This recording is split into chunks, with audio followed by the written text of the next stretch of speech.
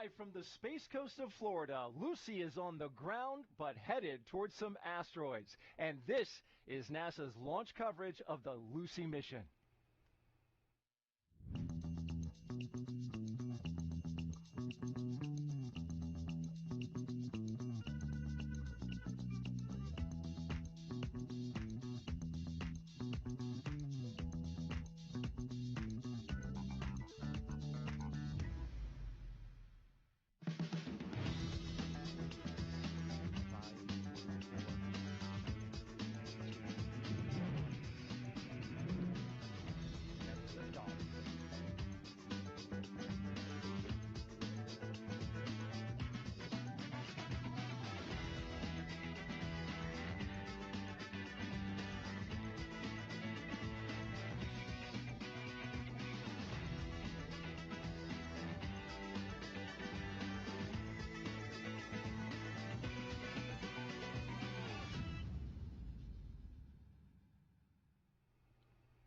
Lucy in the sky with asteroids. In L-34 minutes, this Atlas V rocket will send Lucy on the first ever space mission to study the Trojan asteroids, which share Jupiter's orbit around the sun. Named after the Lucy fossil, the spacecraft will visit 8 asteroids over 12 years as we seek to uncover the mysteries of our solar system's formation. Welcome, and thank you for joining us here at NASA's Kennedy Space Center on the east coast of Florida. I'm Daryl Nail. We got a great launch for you. That's right, and I'm Marie Lewis, and we are both vaccinated against COVID-19, which is why we're not wearing masks since we're outside. Launch is set for 5:34 this morning Eastern Time from Space Launch Complex 41 at Cape Canaveral Space Force Station, and we are at L-32 minutes and counting. No spacecraft has ever been to the Trojan asteroids. They are considered fossils of planet formation and may hold clues about our ancient past. With boosts from Earth's gravity, Lucy will fly very close to 8 asteroids over her 12-year journey. Just as the Lucy fossil has been extensively studied, the Lucy spacecraft promises to teach us about our solar system's evolution, including Earth. Now, no other space mission in history has visited as many different destinations in independent orbits around our sun. And we'll talk with the experts about Lucy's unprecedented journey ahead.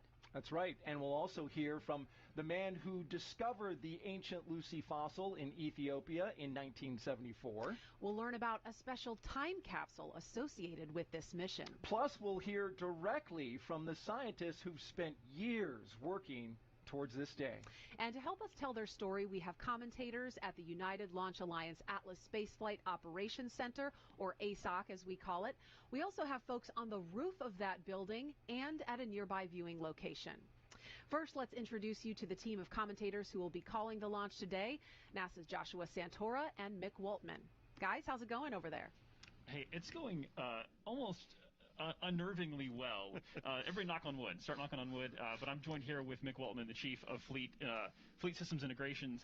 Mick, always a pleasure to have you with me. Joshua, thanks. It's an exciting time this morning. As you said, it's been a pretty quiet count so far. The teams came on, several hours ago and started preps to get the vehicle ready, and things are looking great. I mean, everything's go so far this morning. We are in this T-4 hold, and the team is finishing up topping and doing their work. So looking forward to that T0. Yeah, it's coming up here. We're on track still for the first opportunity of a 75-minute window. But again, we started fueling about 2 hours ago, and then just about 30 minutes ago, we got into a topping phase with all of our fuels and oxidizers, which basically means that we're at a point where the vehicle's fueled, it's ready. They're simply going through final checkouts and processes, stabilizing and making sure that we're good to go here. Obviously, under the beautiful Lucy spacecraft today, we've got the Centaur upper stage and then the Atlas booster. Mick, a unique Atlas booster, not originally intended for this flight. Yeah, that's true. When we started this mission, the first stage of this Atlas 401 configuration was originally allocated for the OFT-2, or Orbital Flight Test 2 mission that was earlier this year. However, due to some manifest things that went on and due to the nature of Lucy and the planetary window, we had to work with United Launch Alliance to reallocate that booster here, reconfigure a little bit, and get it ready for this morning's launch. So the booster, of course, reallocated from OFT, but the Centaur is brand new for this mission. And as you were saying earlier, finishing up topping, we're getting about 740,000 pounds of fuel on board once we finish fueling here, get ready for launch this morning. Yeah, so things progressing well. A lot of what's left is to get Lucy ready to be living on her own and flying free. And so as we look ahead to the countdown, we have a few things coming up, including a weather check. We also have the spacecraft moving to internal power, and lots more to come. We're excited, so even beyond liftoff today, stay with us. I think that's going to do it for us for the moment. Again, lots more to come ahead. Marie, we're going to send it back over to you. All right, thank you, Joshua and Mick. We are now at L-minus 28 minutes, 25 seconds and counting. The Trojan asteroids Lucy will visit are named after characters in Homer's famous poem, The Iliad. They are called Patroclus, Menetius, Euripides, Orus, Lucus, and Polymele. And the main belt asteroid Lucy will visit is called Donald Johanson, after the man who discovered the Lucy fossil. Now, the eighth asteroid, Keta, is a small satellite of Euripides. Keta was named after the first woman to light the Olympic cauldron, Norma Enriqueta Basilio Sotelo. We'll show you how Keta was discovered a little later after launch. Right now we are L-minus 27 minutes and counting. Lucy is inside the payload fairing, sitting on top of the United Launch Alliance Atlas V rocket on pad 41. We want to show you what she'll look like once she's flying free in space. Lucy is more than 46 feet long, about the size of a large RV. Most of that length is from her huge solar panels, each almost 24 feet long. Lucy has a 6.5-foot antenna with which she communicates with Earth. And there are three main instruments for remote sensing. Fully fueled, she weighs 3,417 pounds, a little heavier than a mid-sized car, and most of that weight is fuel. Yeah, those solar arrays are really impressive. And studying the Trojan asteroids from hundreds of millions of miles away requires a highly advanced set of instruments. Let's learn more about what's on board Lucy.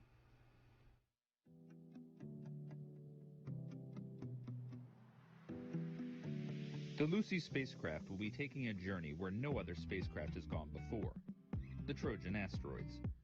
The Trojans are two groups of asteroids that lead and trail Jupiter in its orbit around the Sun, and they've been trapped in these stable locations for over 4 billion years. Lucy will have a suite of scientific instruments for collecting data as it flies by the asteroids. The LORRI is a long-range reconnaissance imager. It's often referred to as Lucy's eagle eyes, since it has the highest spatial resolution of all of Lucy's cameras. This black and white camera is actually a type of telescope, the same kind as the Hubble Space Telescope. The LORRI was built to produce clear images of the Trojan's craters, which will be a challenge since the Trojan asteroids are extremely dark. The LORRI will be able to see 75-yard wide craters from over 600 miles away. That's like standing at one end of a football field and being able to see a fly at the other end. The instrument's simple design does not use optical filters and includes no moving parts, reducing the risk of part failure during the mission. The LORRI will also search the Trojans for evidence of any rings and new satellites. The instrument's ability to see faint targets from far away also makes it perfect for optical navigation. The LORRI will help Lucy navigate to a point in space, and then a terminal tracking camera aboard the spacecraft, known as T2CAM, will help the instruments accurately point towards the targets.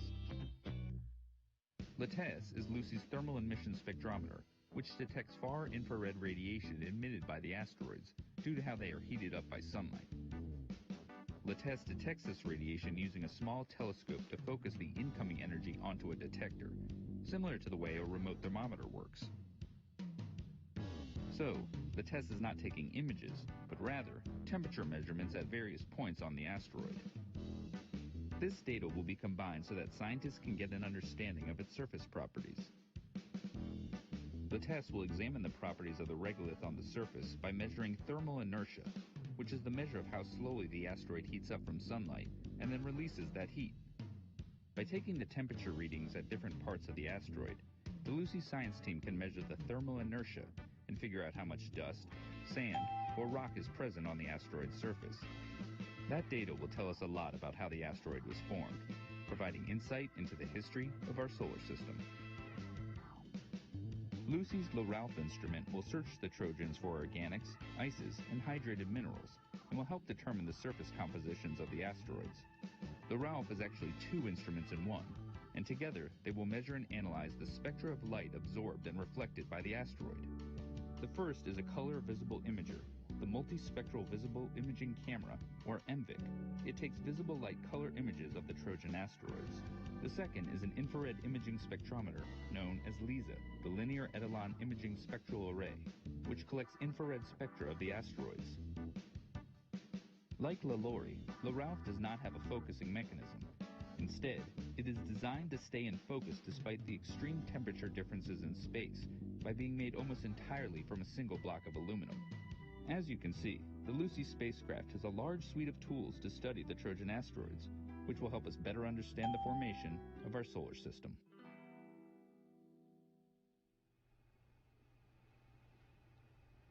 You may have noticed in that video that each of Lucy's instruments has an L added to the beginning of its name. That's meant to designate their attachment to Lucy. And now we're going to hear from the Deputy Principal Investigator for the Lucy mission. She is standing by with NASA's Megan Cruz at the nearby Operations Support Building 2. That's our launch viewing location. Megan, how's it going over there? Hey, Marie, things are looking really great, and it just got better now that I'm joined with Kathy Olkin. Kathy, thank you so much for being here. Thank you for having me. Yeah, absolutely. You know, Lucy is a very ambitious mission. Where did the idea for Lucy come about?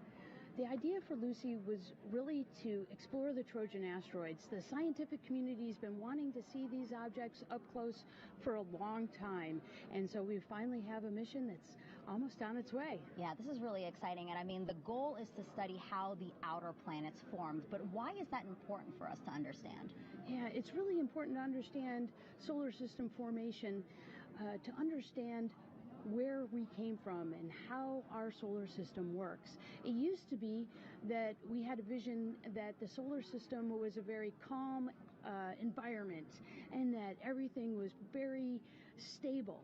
But really, our recent ideas are that it's not like that at all. It had been very chaotic in the early solar system history, and that caused small bodies in the solar system, many to be ejected out of the solar system, and a small fraction to be captured in the Trojan asteroids. Gotcha. And it's going to take a very complex trajectory, right, to get to these Trojan asteroids. I imagine that must have been really difficult to plot out 4 billion miles over 12 years. It really was. It took the whole team to be able to make this amazing trajectory that really enables the mission. On the science side, we started with a list of objects that we wanted to compare against each other. And then we handed that off to the mission designers, and they ran with it, and they found an amazing trajectory. And then the people who optimize the trajectory did their work.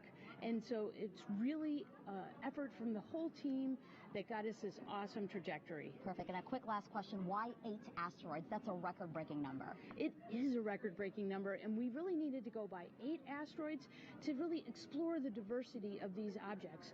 There's more red and less red. There's smaller and larger objects. There's objects that we're going to be visiting that are remnants from a giant collision, and also a primitive pair, a binary pair that orbits each other.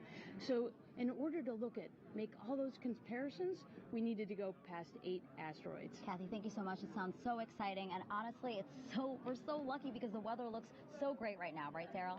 Right, Megan, the weather is cooperating wonderfully. You can't see it because it's dark out, Right. But we've got great weather. Had a little bit of rain coming in. Just a little sprinkle. Just a little sprinkle, but it looks clear overall. Let's take a look out at the live shot of our pad and the rocket, and you can see there it is, looking beautiful in the light. Just a note for you, in the upper left-hand corner, there's the L- time, L-19 minutes and counting. Across the bottom, the progress bar. You see we are in a T-4 hold. More on that in a bit. But we're talking weather now, as you can see, clear through the dark. This is so that ground teams and launch teams can see what's going on with that illuminated pad and monitor what's happening around the rocket. Let's talk more about the weather. And yeah, we had a little bit of rain earlier. Will Ulrich, our launch weather officer, but overall this is looking fantastic from a forecast perspective. That's right, Daryl. Really, all things considered, we couldn't be asking for better weather early this morning. Those sprinkles that you mentioned have since cleared the area, and now all we're left with is partly cloudy skies and light winds, thanks in part to an area of high pressure that remains dominating over the southeastern United States. A live look at satellite imagery behind me shows those mostly clear skies across much of the state, and that's going to make for a great viewing opportunity, regardless of whether you're watching in Jacksonville, Tampa, Orlando, or locally right here in the Space Coast. My colleague Jessica Williams just gave her final weather brief at L-30 minutes to United Launch Alliance, Eastern Range, and NASA officials, and gave a greater than 90% go for weather, so we are not tracking any issues at this time. As a reminder, my colleagues and I are here to ensure that the weather is safe for launch, and we do that through the evaluation of 10 lightning launch commit criteria, which are designed to protect against both rocket-triggered and natural lightning. In addition, we also monitor user weather constraints like surface wind speed and precipitation.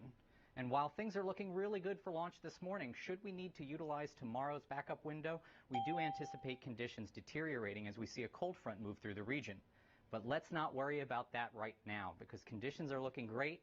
Mother Nature is giving her thumbs up, and I'm happy to report that the 45th Weather Squadron is go for weather. Daryl? Great update about the weather outside. Thank you, Will. We are currently L-17 minutes and counting until liftoff. Asteroids are prehistoric treasures that hold the lost stories about our origin of the solar system. Here's what else you need to know about Trojan asteroids.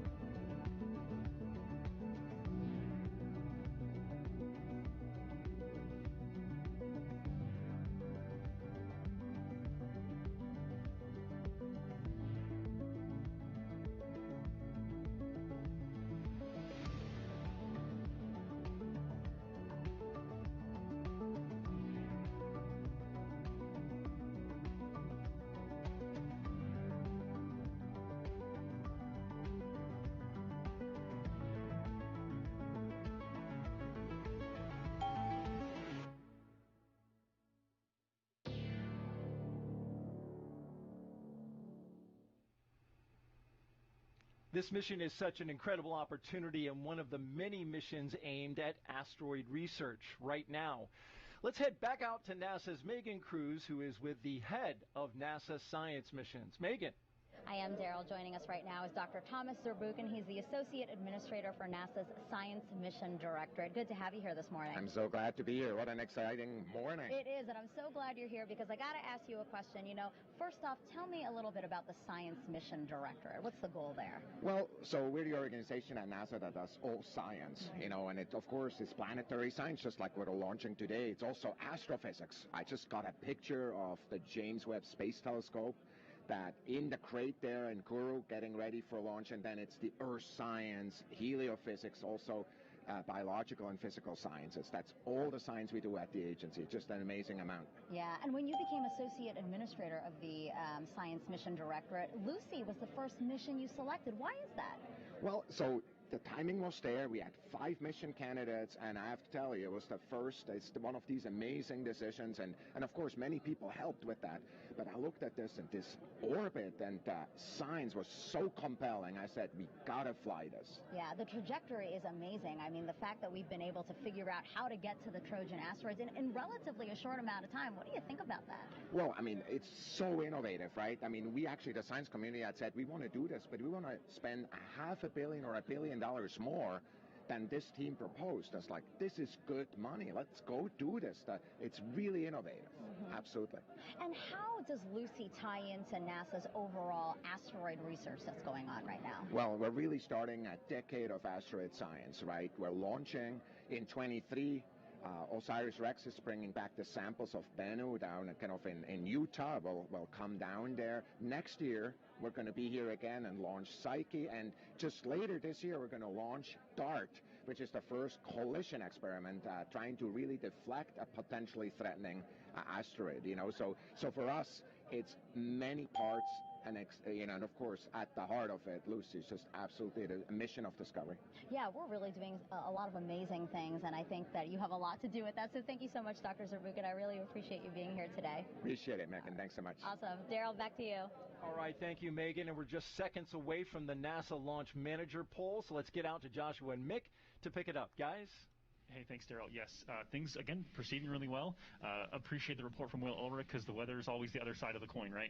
We got the launch team in the technical. We got the weather in good shape. As you see there, the rocket venting and having the condensation appear around the rocket as we would typically expect. So everything healthy and on track. Like Daryl just mentioned, we will hear from Omar Baez, the NASA Launch Manager. He'll be polling the NASA team so that he can in turn report out on the ULA Launch Conductor poll that will happen a few minutes later. So that should happen right here at L-minus 13 minutes. Let's listen in for that now.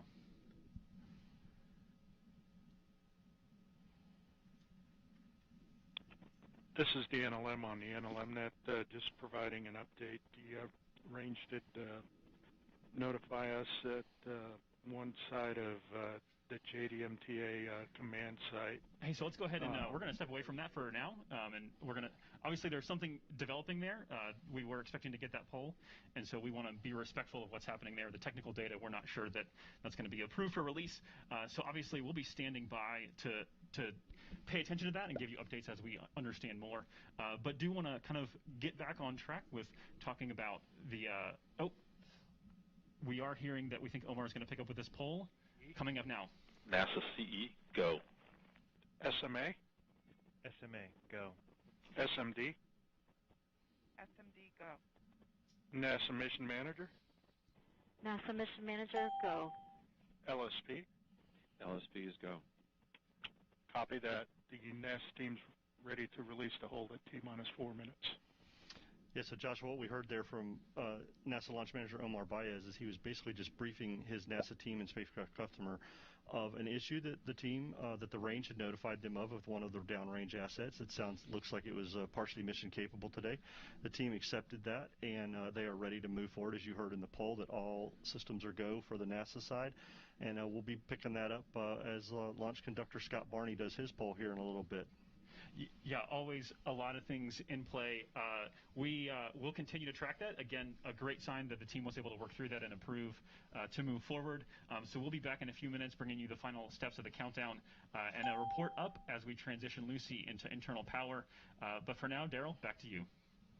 All right, thank you, Joshua and Mick. Lucy is going to visit as many asteroids in the faraway belt of Jupiter as we've ever discovered for near-Earth asteroids. And to get there, Lucy will need the right rocket and the right trajectory to carry out this historic mission.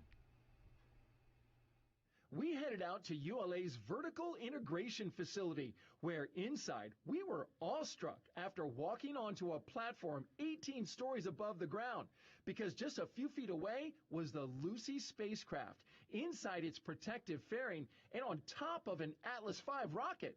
ULA was making final preparations to roll this entire launch vehicle out of the vertical hangar we were in and onto the launch pad.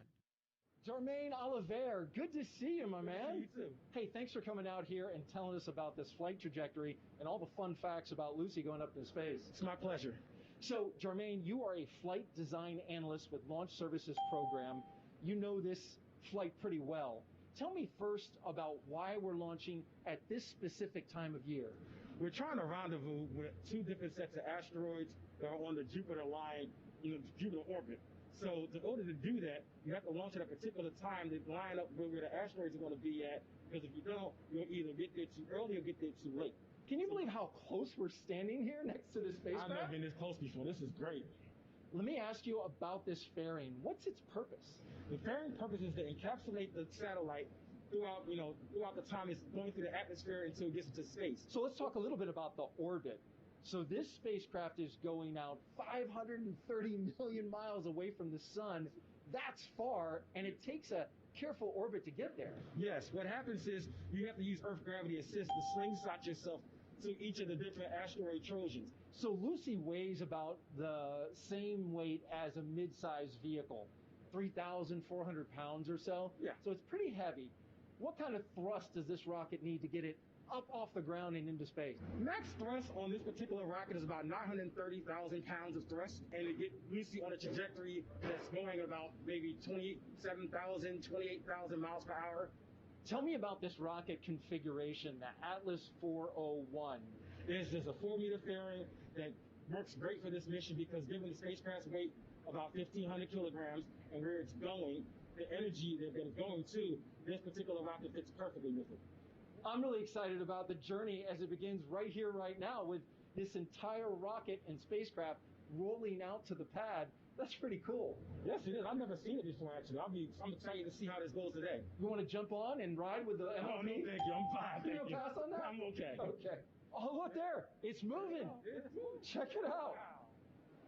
Well, Lucy's journey has begun. Isn't it amazing? Yes, it is. Lucy's on her way. Jermaine Oliver with Launch Services Program. Thank you so much for being here. Oh, it was a pleasure being here. Thank you for having me. And as that rolled out, we had to take some pictures and even a selfie because, you know what? I feel like we're the last people to be that close to that spacecraft going so far away. Yeah. I mean, and few people get to be at the base of the pad. Even fewer get to be inside the VIF, especially at that moment of rollout. So that was a really cool opportunity that you had. All right, we are inside of L-8 minutes and coming up on the launch conductor poll shortly. So we want to hand it over to Joshua and Mick to take us the rest of the way through the countdown. Joshua? Hey, thanks, Marie. I would love to say that rocketry is a team sport, and that's what we're going to get to kind of hear with this launch conductor poll in just a minute. 4 major teams at play this morning. NASA Launch Services Program responsible for the launch. United Launch Alliance providing the vehicle, the ride to space. We have the Southwest Research Institute, the NASA's Goddard Space Flight Center, and Lockheed Martin, part of the spacecraft team, and then the Space Force. Yeah, Joshua, we're very happy to have Space Force here as they protect the range and look at the weather.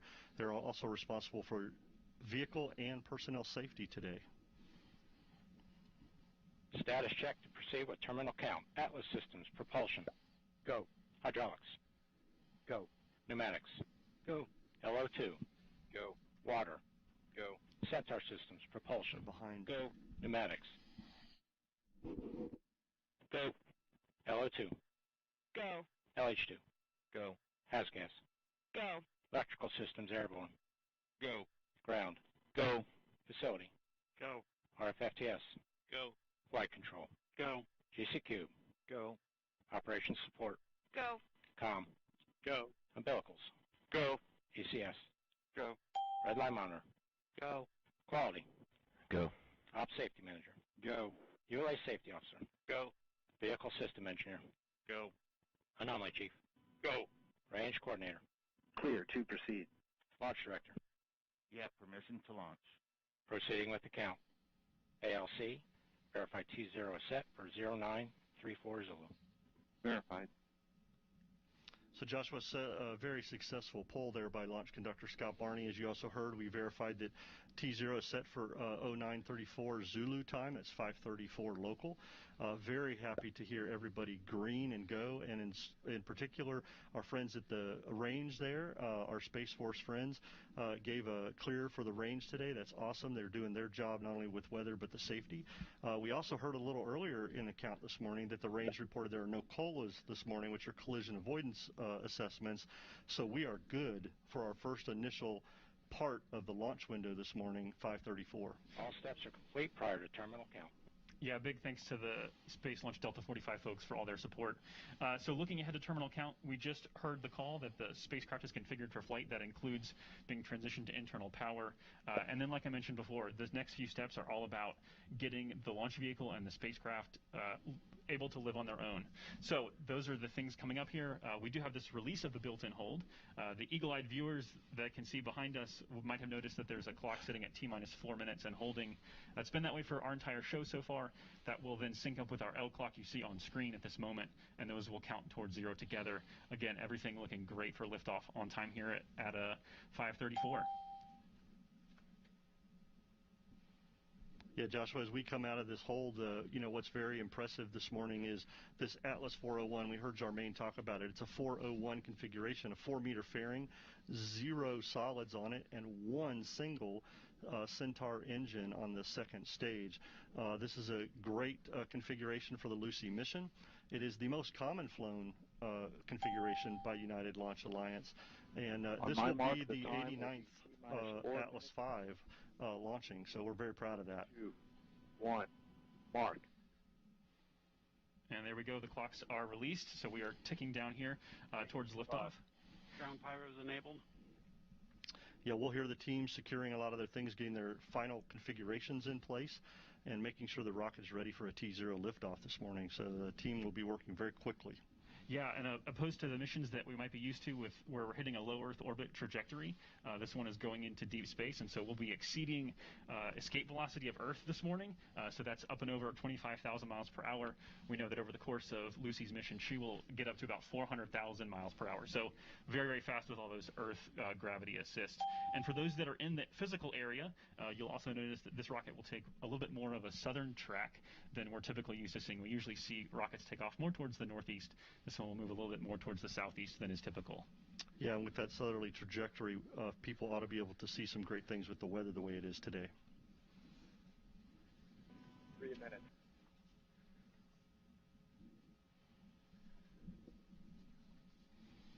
So, Atlas tanks to flight pressure. Securing LO2 topping. 250.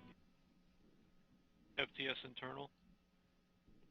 So there we heard the teams securing the topping and bringing the Atlas tanks to flight pressure. That's a huge milestone as we get ready for T0 this morning. The teams have finished putting LOX and hydrogen on board and making sure that all that 740,000 pounds of fuel is there for liftoff of Lucy. We also heard that the team brought in the flight termination system arm. That is part of the range safety that is needed for the vehicle as we lift off this morning. Yeah, previewing what's to come ahead, so stay with us after liftoff. We'll be tracking with a couple burns of the Centaur, spacecraft separation, those beautiful solar arrays deploying, and then acquisition of signal will kind of be the end of our show for you today, beginning a 12-year, 4 billion-mile journey for Lucy. Absolutely. 159. Vehicle internal. 155. Launch sequencer start. 150. Securing Centaur LH2. Securing Centaur LO2. 140. Launch enabled. 137. FTS armed. 90 seconds to go.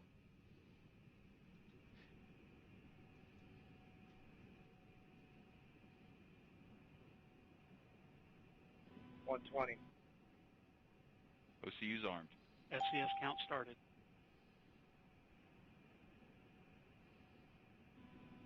110. Vent valves locked.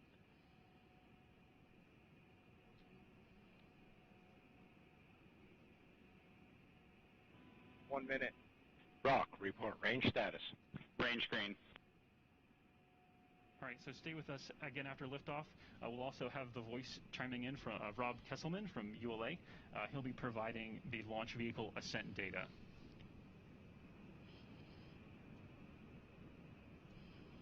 40. Stable at step 3. So that's a great sign right there, stable at step 3. Everything is at flight pressures. Or now the only thing left, Joshua, is that final status check with the whole team. 25 seconds. Status check. Go Atlas. Go Centaur. Go Lucy.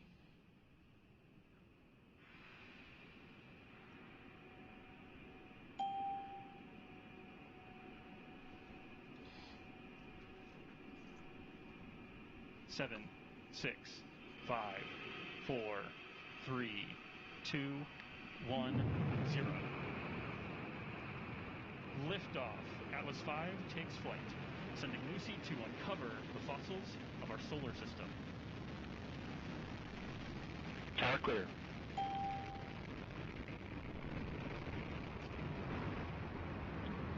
RD-180 propellant utilization has gone to closed loop control.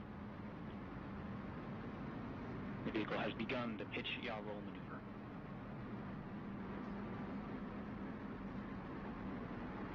Now 30 seconds into flight. Vehicle is 0.6 miles in altitude, traveling at 939 miles per hour.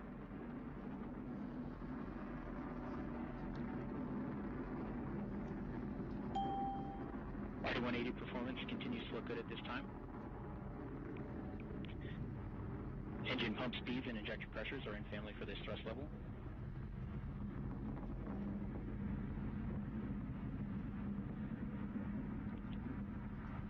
Atlas vehicle attitude remains stable at this time. Attitude rates near zero in all axes. Now at T plus 70 seconds into flight, vehicle is 4 miles in altitude, 0.2 miles downrange distance, traveling at 1,200 miles per hour. Mach 1, Atlas is now supersonic.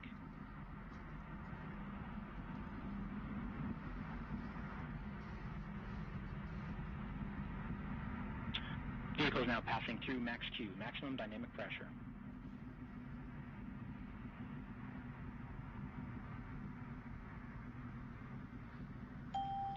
The vehicle is now throttling down slightly.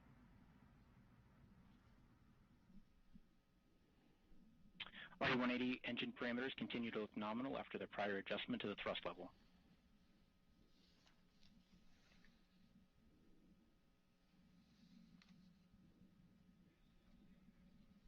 Approximately 2 minutes remain in the Atlas booster phase of flight.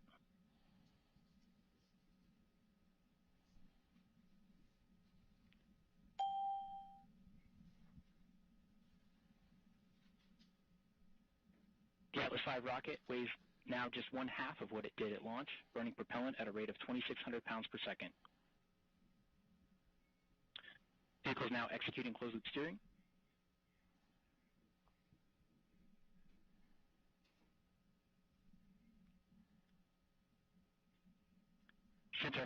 Centaur reaction control system is now pressurizing the flight levels. So beautiful launch sequence there.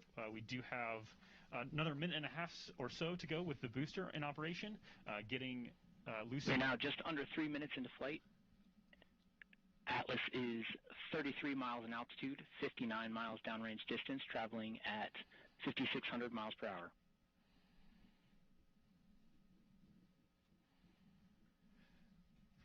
So Lucy being lifted up out of the atmosphere by the booster, getting on its way into a park orbit before we get towards... All first stage vehicle systems are operating as expected at this time. Future portions of the launch activity, we have the Centaur multiple burns ahead and spacecraft separation. Yeah, the big milestone we should see, Josh, coming up is booster engine cutoff, which would be the first stage cutoff and then stage separation. The main engine is now throttling to maintain a constant 5G acceleration limit. We're going to see a few things happen pretty rapidly. The booster will cut off just after 4 minutes, and then within the next 15 seconds after that, we should see the Atlas separate from the Centaur, and then the Centaur engine ignite for its first burn. Centaur has begun the boost phase chill-down sequence, and the RD-180 is now throttling to maintain a constant 4.6 G acceleration limit. Boost phase chill-down sequence has completed, and we have BECO, booster engine cutoff, and a successful stage separation event. So what you're seeing on screen is an animation that's being driven by actual telemetry data. On the RL-10. So we are watching these things in an animation happen here, but they're happening in real time as well. And MES 1, we have ignition for the first burn. All right, so there we go. We should see the fairing jettison here. We have indication of good payload fairing jettison. And there we go. All right, Nick, so that wraps up the first round of major milestones here. Still very much in the middle of dynamic flight. The TU system on the RL-10 is now in an open-loop burn-off mode to burn off excess fuel in the early portion of this burn. So walk us quickly through, Mick, what are we looking for in this burn and the next one? So this burn is going to end with MECO getting Centaur and Lucy into its park orbit around Earth. And then we will then get into MES 2, which will get us into that transfer orbit, getting Lucy on its way. Awesome. So that's going to do it for now. Finishing up the initial launch activities, everything sounding like it's going perfectly. Daryl, back to you. Thank you, Joshua and Mick. A beautiful launch out here from our vantage point. Incredible. All right. Lucy was built at the Lockheed Martin facility in Colorado before arriving at the Cape Canaveral Space Force Station for launch. Engineers at Lockheed's Waterton facility use lessons learned from prior spacecraft like New Horizons and OSIRIS-REx to build Lucy. And in July, Lucy was packed up and flown on board a United States Air Force C-17 cargo plane from Colorado to the Launch and Landing Facility runway at the Kennedy Space Center. From there, Lucy was transported to an Astrotech Space Operations Processing Facility in nearby Titusville for final preparations before liftoff. Yeah, just a few miles from here before it was brought to the pad. For more about how Lucy was built, let's send it over to NASA's Megan Cruz. Hey, Daryl. Yeah, right now I'm joined by Ari Vogel. He's the Deep Space Exploration Director at Lockheed Martin Space. How are you? I'm doing wonderful. Thanks so much for having me. Wasn't that just a beautiful launch? What did you think about that? Incredible. You know, seeing it go over the clouds and brighten up the whole sky was just fantastic. Yeah, to see it rise over the clouds, because, you know, we lost it a little bit because of some cloud coverage, but then it just rose out of it. It was so beautiful. And, you know, I really wanted to talk to you because your team at Lockheed Martin Space knew that you were going into a project that would require you to develop a spacecraft that would travel farther than any other solar-powered spacecraft ever. I mean, was that intimidating? You know, it was a really exciting challenge to solve, right? And obviously, the most prominent feature of Lucy is their big solar arrays. Each one is about the length of a bus. And, you know, what we did is we basically just broke the problem down into smaller pieces and then applied systems thinking to make sure that the design trades we were doing didn't impact, or that we fully understood the impacts for over the 12-year mission. So, you know, being the farthest solar-powered spacecraft is certainly something that was difficult to prepare for, as is going to a record 8 asteroids in one mission. But that's why we have such a comprehensive Test Like You Fly program at Lockheed Martin, and we took it through the ringer at our facility in Denver. Yeah, and you did it all within 14 months. That's during a pandemic. That's incredible. Can you talk to me about the challenges of that? Yeah, you know, it's really awe-inspiring. I mean, to be able to build a one-of-a-kind spacecraft during normal circumstances is incredible. And the team just really pulled together, didn't miss a beat, connected and collaborated, you know, made sure that we didn't have any mistakes. And it really accelerated some of our digital transformation initiatives, too, having to work during the pandemic. And not a single shift was missed during integration and test due to COVID. So team just did an awesome job, leadership with the preparation and the over-communication and the transparency. And then all the team, you know, just didn't let their commitment to Lucy waver. And I think the thing that I'm most proud about, actually, is that through it all, we still continued all of our STEM events, all our mentoring, our coaching, Lockheed Martin, NASA, Southwest Research Institute, hundreds of thousands of hours into that. So it was really, really a great job. And really quick, you also built the antenna that's on there that's going to help us communicate with Lucy. Can you tell me a little bit about that? Yeah, we did. 6.5 foot wide antenna that we built. Main job is to do the communication between the spacecraft. And, you know, it's also going to send back some of the first images of the Trojans. So the whole team is super excited for that. Yeah, absolutely. Thank you so much, Ari. I really appreciate you being here today and for bringing Lucy to life. So thank you. Thanks for having me. All right, Daryl, back to you. All right, thank you, Megan. And in case you're just joining us, we here at NASA are at the beginning of Lucy's 530-mile journey to the Trojan asteroids beyond the sun, going to the same orbit, Marie, as Jupiter. That's right. It was a beautiful launch here. We could see it light up the water behind us, and we actually had a gator in the water just behind us. Oh, joining us for liftoff. Yeah. Lucy is named after a skeleton fossil more than 3 million years old. Lucy was an early human ancestor, and the Trojan asteroids are fossils, too, of how planets were formed.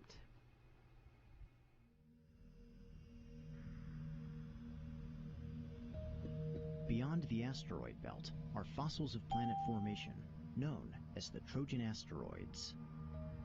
These primitive bodies share Jupiter's orbit in 2 vast swarms, leading and trailing the planet.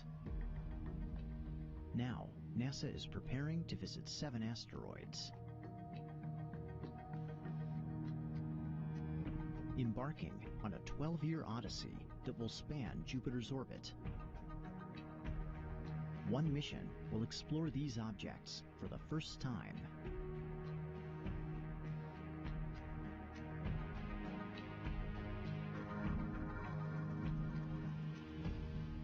Lucy, the first mission to the Trojan asteroids. And another special guest that we had watching the launch from the Atlas Spaceflight Operations Center was none other than NASA's Associate Administrator, Bob Cabana. He is standing by with Blair Allen of NASA Edge.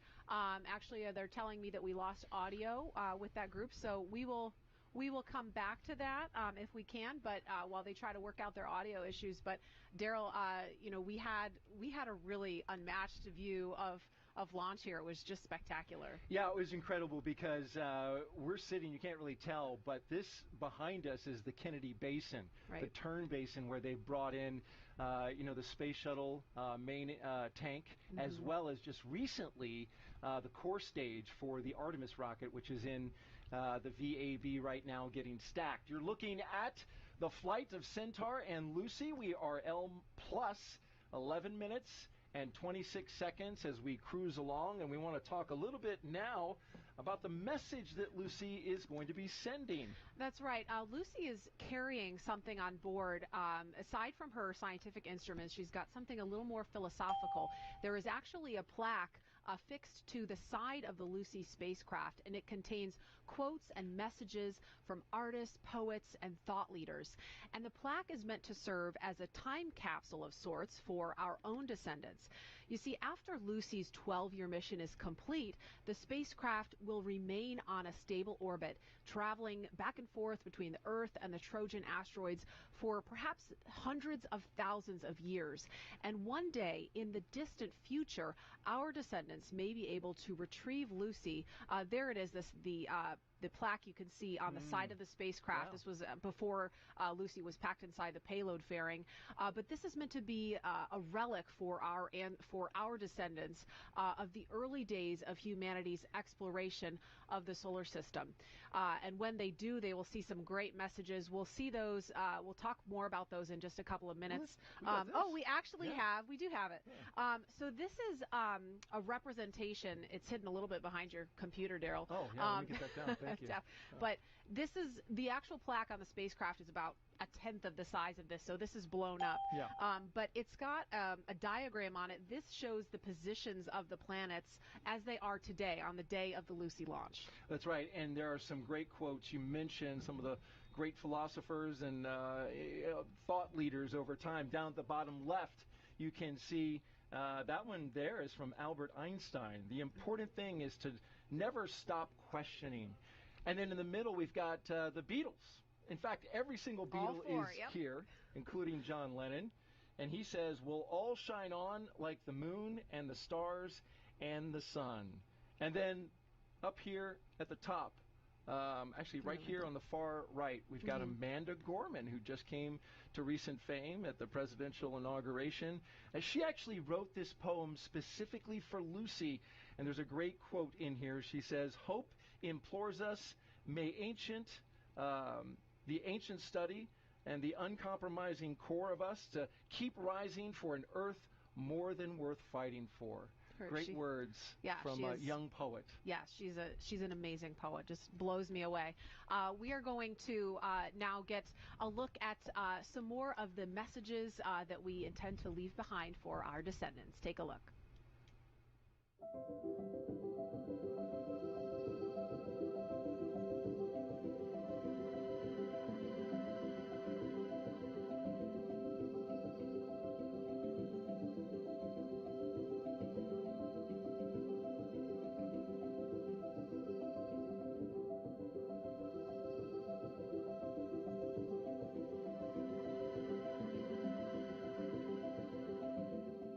And this is what I want to say to people, to beings, to consciousness who are so far away, I can't even imagine them. To represent our culture accurately, we should include hopelessness, risk-taking, the role of fortune, good or bad. To understand each desire has an edge, to know that we are responsible for the lives we change. No faith comes without cost. No one believes without dying. There are no curses, only mirrors held up to the souls of gods and mortals. Remember, you are all people and all people are you. Remember, you are this universe is you. I would just like to say that this wonderful emissary to the Trojan asteroids is itself a message. Lucy speaks for all that is best about human ingenuity, curiosity, and endeavor. Do you still have birds that wake you up in the morning with their singing, and lovers who gaze at the stars, trying to read in them the fate of their love? If you do, we'll recognize one another. And receive those words inscribed on a plaque from all of us, for all of us, filled with those aspirations and that inspiration and that imagination that we need so much right now.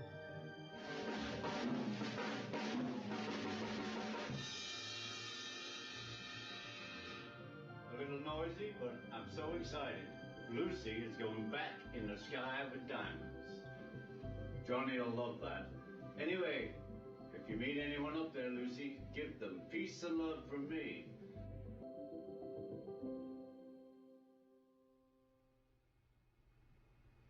All right, we've got that audio issue taken care of, so we're going to go over now to NASA Edge's Blair Allen, standing by with Bob Cabana. Blair?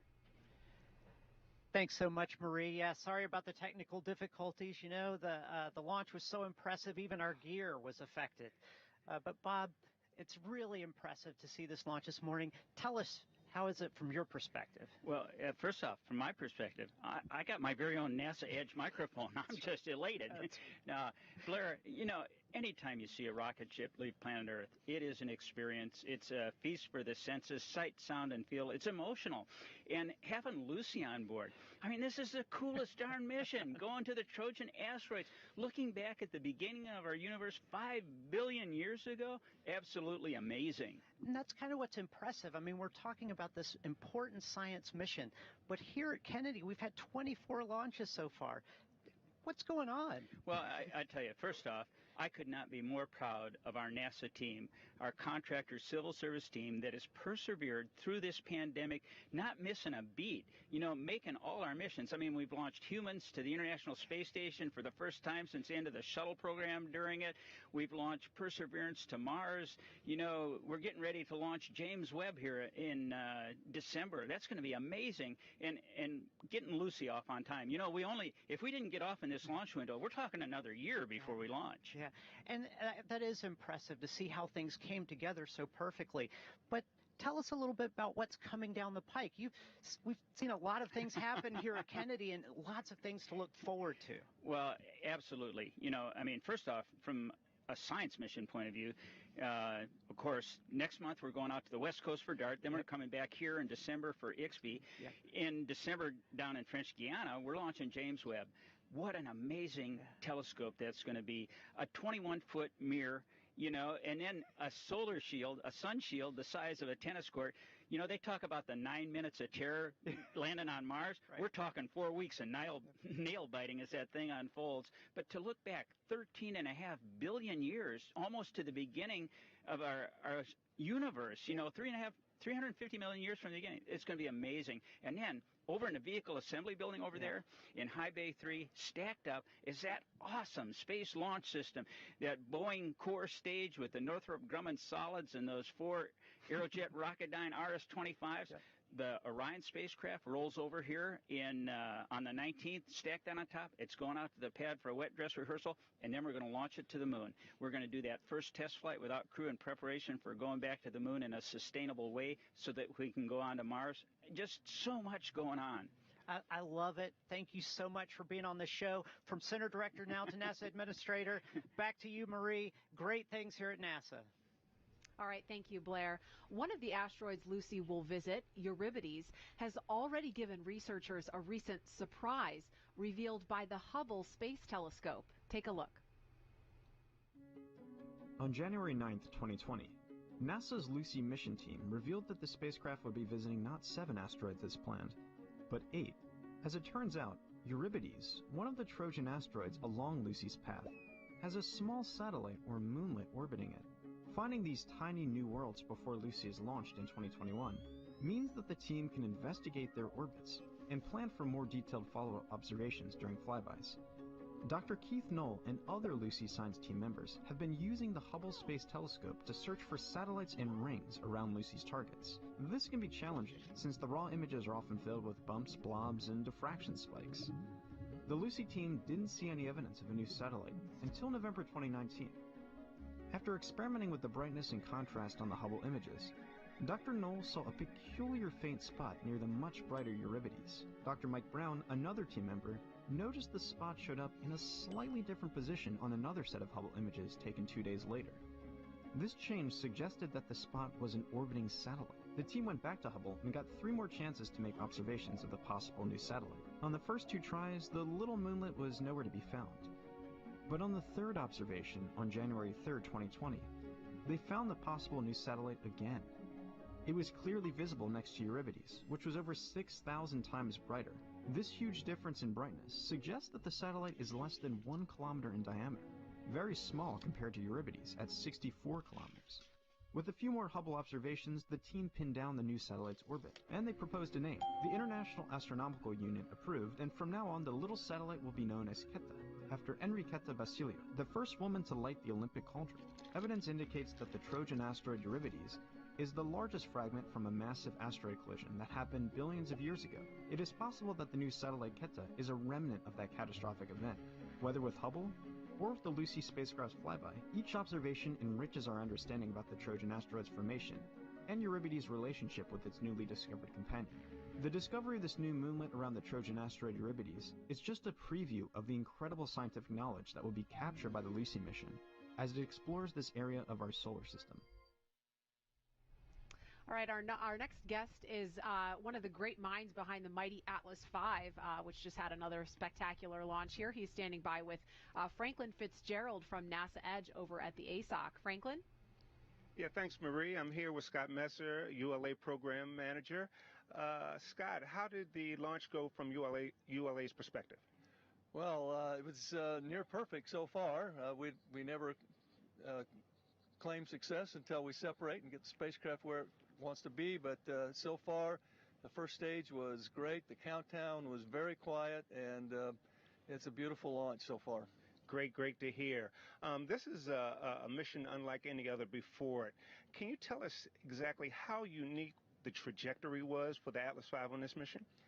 Yeah, so certainly the trajectory for the spacecraft is very unique, probably never been done before, but from an Atlas standpoint, we've launched many planetary missions over the years, and we just kind of did our standard thing in order to get the spacecraft ready to go.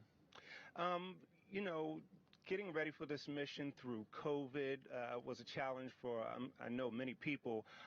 Were there any challenges that you had to overcome? Is there any kind of anecdote that you can tell about this mission? Yeah, so the team, it's been a very aggressive week, a couple of weeks with us. You know, we launched Landsat 9 just a few weeks ago, turned around the end of the week, so we launched on Monday, and we turned around and had the wet dress rehearsal here for Lucy on Friday, and then turned around and did our Vulcan PTT test here. So it's been really a very exciting week for the team here, and the team has worked really hard through all the COVID stuff, through all of the activities, in order to maintain the launch date. And here we are right at the beginning of the window, and a beautiful launch so far. Absolutely. Well, Scott, we wish you the best of luck over the next 12 years, and thanks for joining us here on the show today. Marie, Daryl, back to you to learn more about science. All right, Scott and Franklin, thank you very much. As you look at the bottom of your screen, I want to remind you we have a progress bar, which is tracking where we're going. You can see that we had the main engine cut off. We're awaiting that second burn of the Centaur, and of course, we'll have all of that for you. But we have about an hour to go before signal acquisition from Lucy. Only then will the team be able to breathe a sigh of relief. So let's hear from some of the scientists about their passion for Lucy in their own words. Hi, my name is Danya Douglas Bradshaw, and I'm the project manager for the Lucy project, which will be the first mission to the Trojan asteroids. Building a spacecraft is quite exciting. I worked many decades as a mechanical engineer, really focused on thermal and heat transfer. And so when you work in that capacity, you are supporting the development of spacecraft as well as instruments. Hi, my name is Dr. Carly Howitt, and I am the instrument scientist of the MRIC camera on Lucy. I love working on Lucy for so many reasons, but one of them is being able to explore the universe from the comfort of my own office. So I don't have to don diving gear or, go into these dangerous or hard situations. I get to enjoy the data as it comes back from the comfort of my office and explore the universe that way. My name is Corey Preikel, and I am the Mechanical Operations Lead for the interplanetary spacecraft Lucy. My job is to plan and lead major mechanical operations such as spacecraft transportations, spacecraft crane lifts, or testing of major spacecraft components and ensure they go off without a hitch. My name is Mike Sakarik. I'm the Deputy Project System Engineer for Lucy. The thing I like the most about Project System Engineering is that you get to touch all aspects of the mission, from the spacecraft, payload, launch vehicle, ground systems, flight dynamics. Project System Engineers have oversight of all of those different aspects of the mission. I'm Tiffany Kapler. I am a public outreach specialist with the Lucy mission. And one of the things that I love about my job is that it gives me an opportunity to use my creativity and share my enthusiasm for science with others while I get them excited about space exploration. Hi, I'm Rick Berry, and I am the Configuration Management Lead for the Lucy mission at Goddard Space Flight Center. We're building spacecraft, we're building payloads and instruments at Goddard. We coordinate with our team members to ensure that the configuration management is correct by managing the changes and the requirements. Hello, my name is Elizabeth McCall, and I'm the Project Support Specialist for the Lucy Project. One of the more memorable experiences I've had was just in July of this year. I was able to fly with the spacecraft from Colorado to Florida on a C-17. My name is Vince Elliott, and I'm the Lucy Deputy Project Manager over Resources. I lead a team of 12, and they are exceptional at what they do. It also means I get to work with some of the brightest engineers and scientists the world has ever known, doing something that I love. Hi, my name is James Traley, and I'm a producer and animator at NASA Goddard Space Flight Center. And I created the video series you're currently watching right now. I'm so excited to see Lucy launch, and I can't wait to share the complex and exciting discoveries that we make out there at the Trojans to you, the public, through film and animation. Go NASA, go Lucy. This Lucy mission is dedicated to a number of team members at NASA and United Launch Alliance, some of them no longer with us today. There are 3 dedications placed on the side of the Atlas V rocket. The first says Lucy Strong, recognizing the team's hard work throughout the COVID-19 pandemic. There it is. We got a shot of it before liftoff. And the second is a memorial to ULA team members Mark Kazabowski and William Billy Joyner. Mark was an accomplished engineer and respected mentor. During his 30-year career, he focused on launch vehicle structures and integration. He led the structural design of the Atlas II, 2AS, and 3 development programs. Mark was also a family man, reminding his team always to take care of themselves and their families. Billy spent much of his 35-year career at Lockheed Martin and ULA. He was an accomplished technician who supported critical payload processing for the Department of Defense and NASA. Billy was known for his diligence and dependability, contributing to the successful launch of many historic missions. He was a great friend and teammate to many. And finally, a dedication in memory of Craig M. Whitaker. His 40-year career began as a student with the Navy. You can see his name there also on the rocket. That led him to NASA, where he was a founding member of NASA's Launch Services Program in 1998. Craig was instrumental in developing and managing the program's launch service contracts over many years. The final highlight of Craig's career was the award of the Atlas V rocket for the Lucy mission. Craig was a devoted family man, a respected leader, and a humble public servant. And we are here with his son, Craig Whitaker's son, Jared Whitaker, vehicle systems engineer, who also works just like his father did for NASA's Launch Services Program. Jared, great to have you here. I appreciate it. Glad to be here. How was the launch? How was the experience being up there and watching this rocket, which had been dedicated to your father? It was really, really great. I mean, I usually work on the missions and things, and so sitting on console, so it was really great to be able to see it from this vantage point out here at OSB2. Fantastic view from up there, and night launches are always spectacular, and so just really enjoyed it. What did LSP mean to your father, the Launch Services Program, and then you following in his footsteps? Yeah, so like LSP, I think he really embodied a lot of the things that LSP stands for, like a good family man, as we said, really dedicated to the work, dedicated to his family, and always curious, always learning new about science missions and things like that. Really meant a lot to him. So I think he definitely enjoyed his 20+ years with LSP and all his time with NASA for sure. And Jared, we know your dad was one of the founding members of LSP from its earliest days in the 90s, and now you work for the program yourself. I got to ask, did his influence kind of steer you in that direction? Oh yeah, I would say absolutely. Yeah, in 1998, I was only 7 years old, and so every afternoon, pick me up from school or whatnot, go home, and over dinner we'd have conversations about what the last science mission was, what was coming up with LSP, and so he always encouraged me to do whatever I wanted, but I definitely enjoyed going into engineering.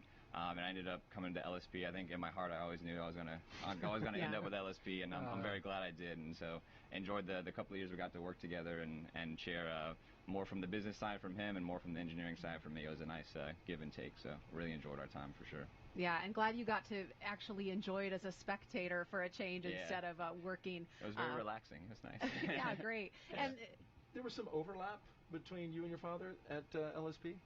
Yeah, so I finished my master's in mechanical engineering in 2015, and so we worked together almost 5 years. So it was really nice. Like on some afternoons, like later in the week, he'd come by. We're not morning people, so we'd come by in the afternoon and chit chat about how things were going and what our plans for the weekend were. So it was nice to just pass by him and kind of talk a little bit of work, a little bit of personal stuff at the end of the day, and it was really enjoyable to be able to do with him. That's awesome. Yeah.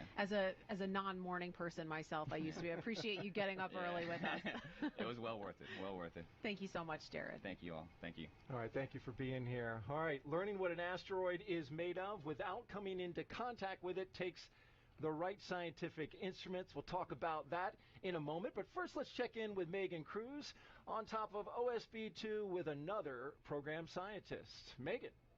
Hey there, Daryl. Yeah, now I have Tom Statler. Tom, what did you think of the launch today? Oh, it was absolutely beautiful. Absolutely. I just couldn't have hoped for a more spectacular launch. Yeah, and you're the program scientist on this mission. Can you talk to us about what that role entails? Sure. I mean, all of our missions have program scientists at headquarters. We're the main science advocate for the mission, and we also work with the mission teams kind of as coaches to make sure that the science ambitions that they have for the mission fit with NASA processes. Gotcha. And we saw Lucy lift off about 30 minutes ago. Can you talk to us about how her three main instruments are going to work together to study the Trojans? Sure. So Lucy has three main instruments. There's Lori, which is a high-resolution black and white camera, Lorelf, that is a spectroscopic camera, and Latesse, that is a thermal imager, like a no-touch thermometer. And so we'll be able to get detailed images of the landforms, the craters, cliffs, landslides, anything else that's been going on the surfaces.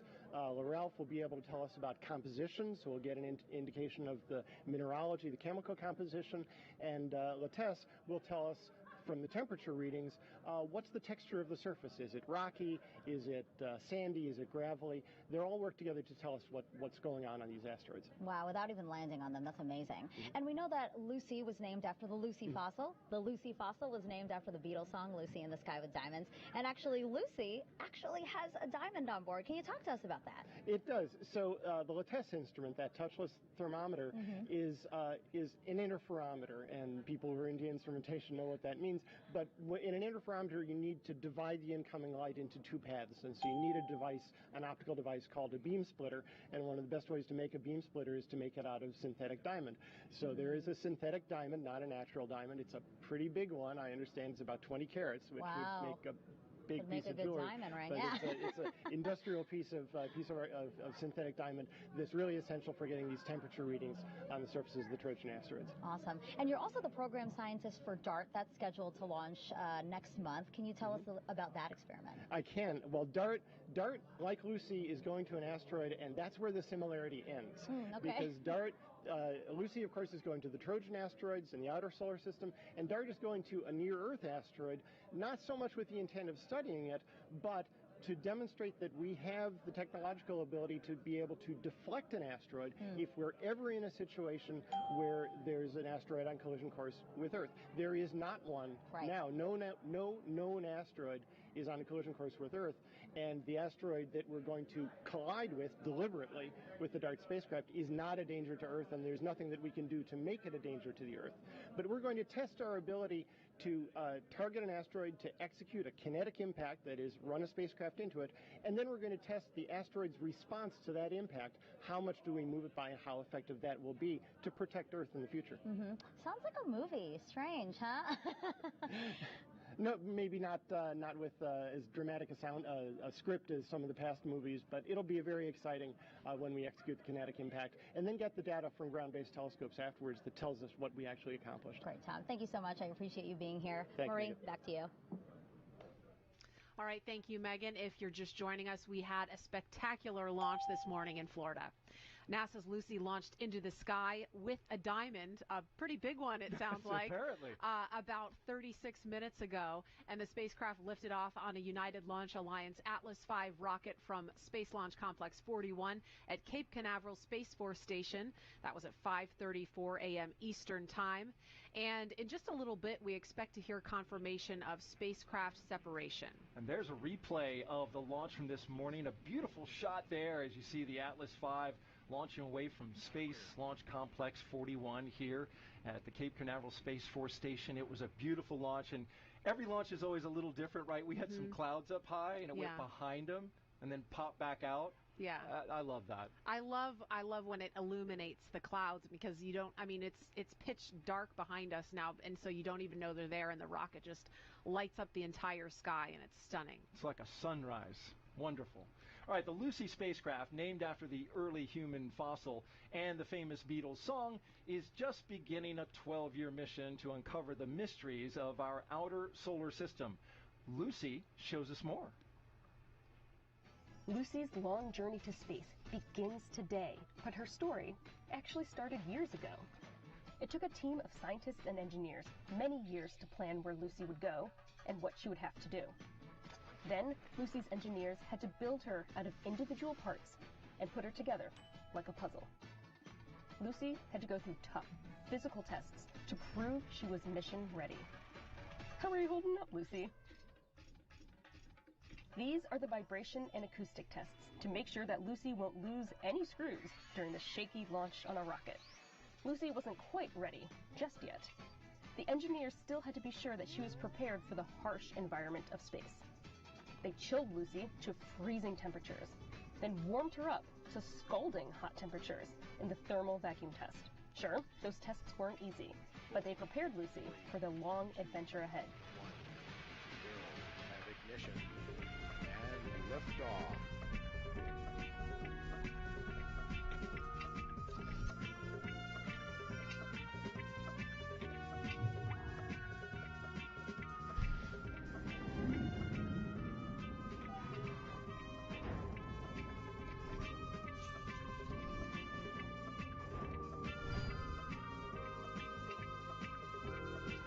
We're glad you can join Lucy on her adventure to explore the Trojan asteroids. Now, let's get the journey started. I'm really starting to love that cartoon Lucy. Yeah. She's great. Really cute. Thank you, Lucy. Let's send it over now to Megan. She is with the paleoanthropologist who discovered the Lucy fossil in 1974. Megan. Yeah, Daryl, what an honor to have Donald Johansen here with me today. Good morning to you. Good morning to you. You know, you have to take me back to that day when you discovered Lucy in Ethiopia back in 1974. Tell me how you found her. Well, it's amazing. It'll be 50 years since that discovery, 2 years from now. I was a young anthropologist. I was searching in the extreme northeast of Ethiopia looking for remains of our human ancestors. I glanced over my shoulder one day. I saw a little piece of bone, recognized it as belonging to a human skeleton, and it led to Lucy. And Lucy has become the benchmark by which all discoveries are judged. That's amazing, just to see over the shoulder. Like, how did you pick this small piece of bone out from from all around you. Well, you know, when you're out there, you train your eye, and you know how we always say you find something in the last place you look. Well, that's sort of like what happened. Oh my gosh! I carry these images in my mind of bones and teeth and so on, and when I saw that piece of elbow, I knew it couldn't be from a baboon, it couldn't be from an antelope, and from all the work I had done in graduate school, I knew that it had to come from a human ancestor. And why did you name her after the Beatles song? Well, I thought it was a female because of the very small size of the bones. And we thought, well, is this a child? No, the third molars were erupted, the wisdom teeth, as we call them today. And that night in camp, in the middle of nowhere, when we were celebrating her discovery, we were listening to a Beatles tape, Sgt. Pepper's Lonely Hearts Club Band, and the song Lucy in the Sky with Diamonds was playing, and someone said, why don't you just call her Lucy? And that was it. You could not go back and call her anything else. No, that I love became that her name. name. Yeah. And now you just told me that this was your first launch and it gave you goosebumps. That's so wonderful. I mean, how was it to know that there's a spacecraft on there that's named after the fossil you discovered? Well, I will never look at Jupiter the same. Jupiter was always interesting to me as a kid. I had my little telescope. I watched the moons go around Jupiter. And to be out here this morning was absolutely mind-expanding. And it was such a positive experience. You know, the world is going through some tribulations. Something as positive as this is, people should look at and see what the creativity of the human mind can do. Yeah, and there it is. She's on her way. Yeah, I'm so glad you were here for this. And she will tell us so much. Yes, and awesome. I just had goosebumps. Yeah, perfect. Thank you so much for being here. I appreciate it. Why don't we send it back over to Joshua and Mick for another update on Lucy. Hey, thanks so much, Megan.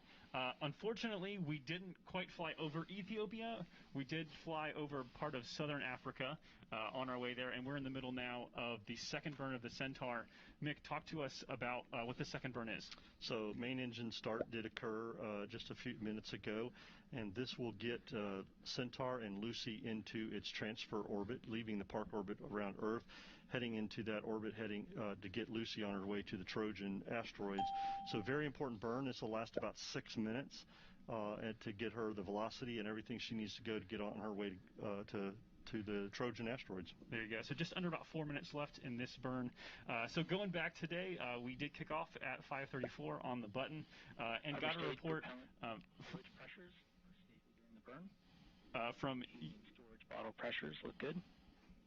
From the ULA commentator Rob Kesselman.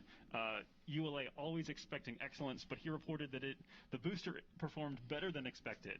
I'm not sure what's better than excellent, but they got it today.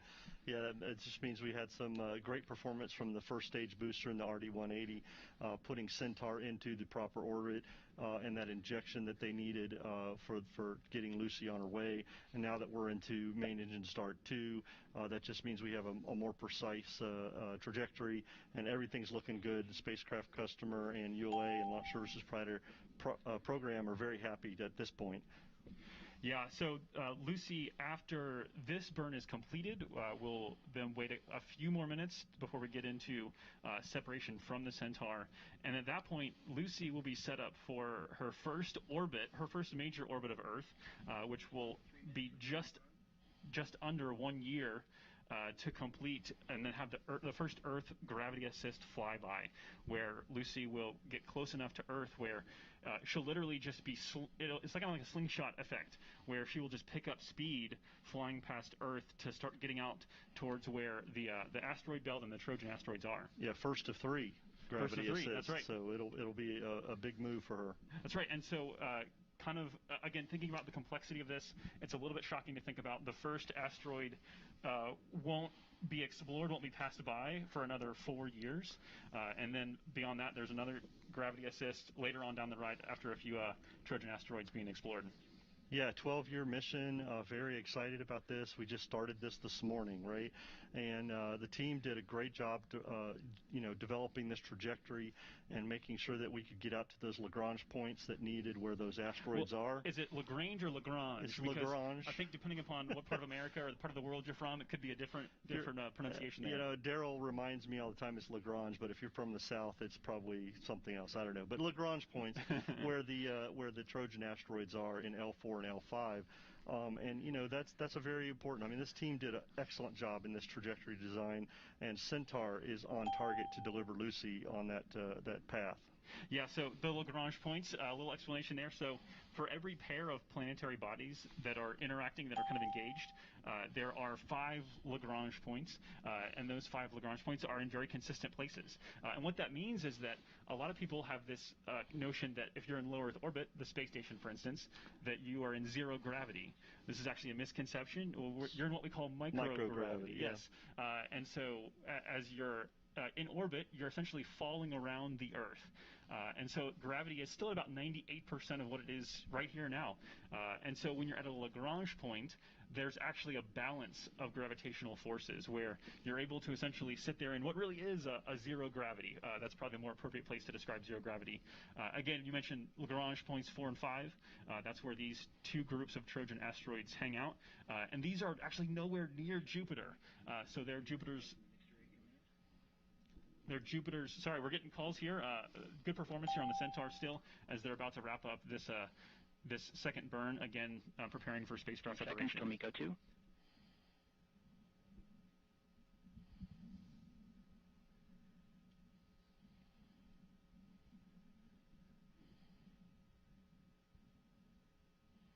And we have MECO 2.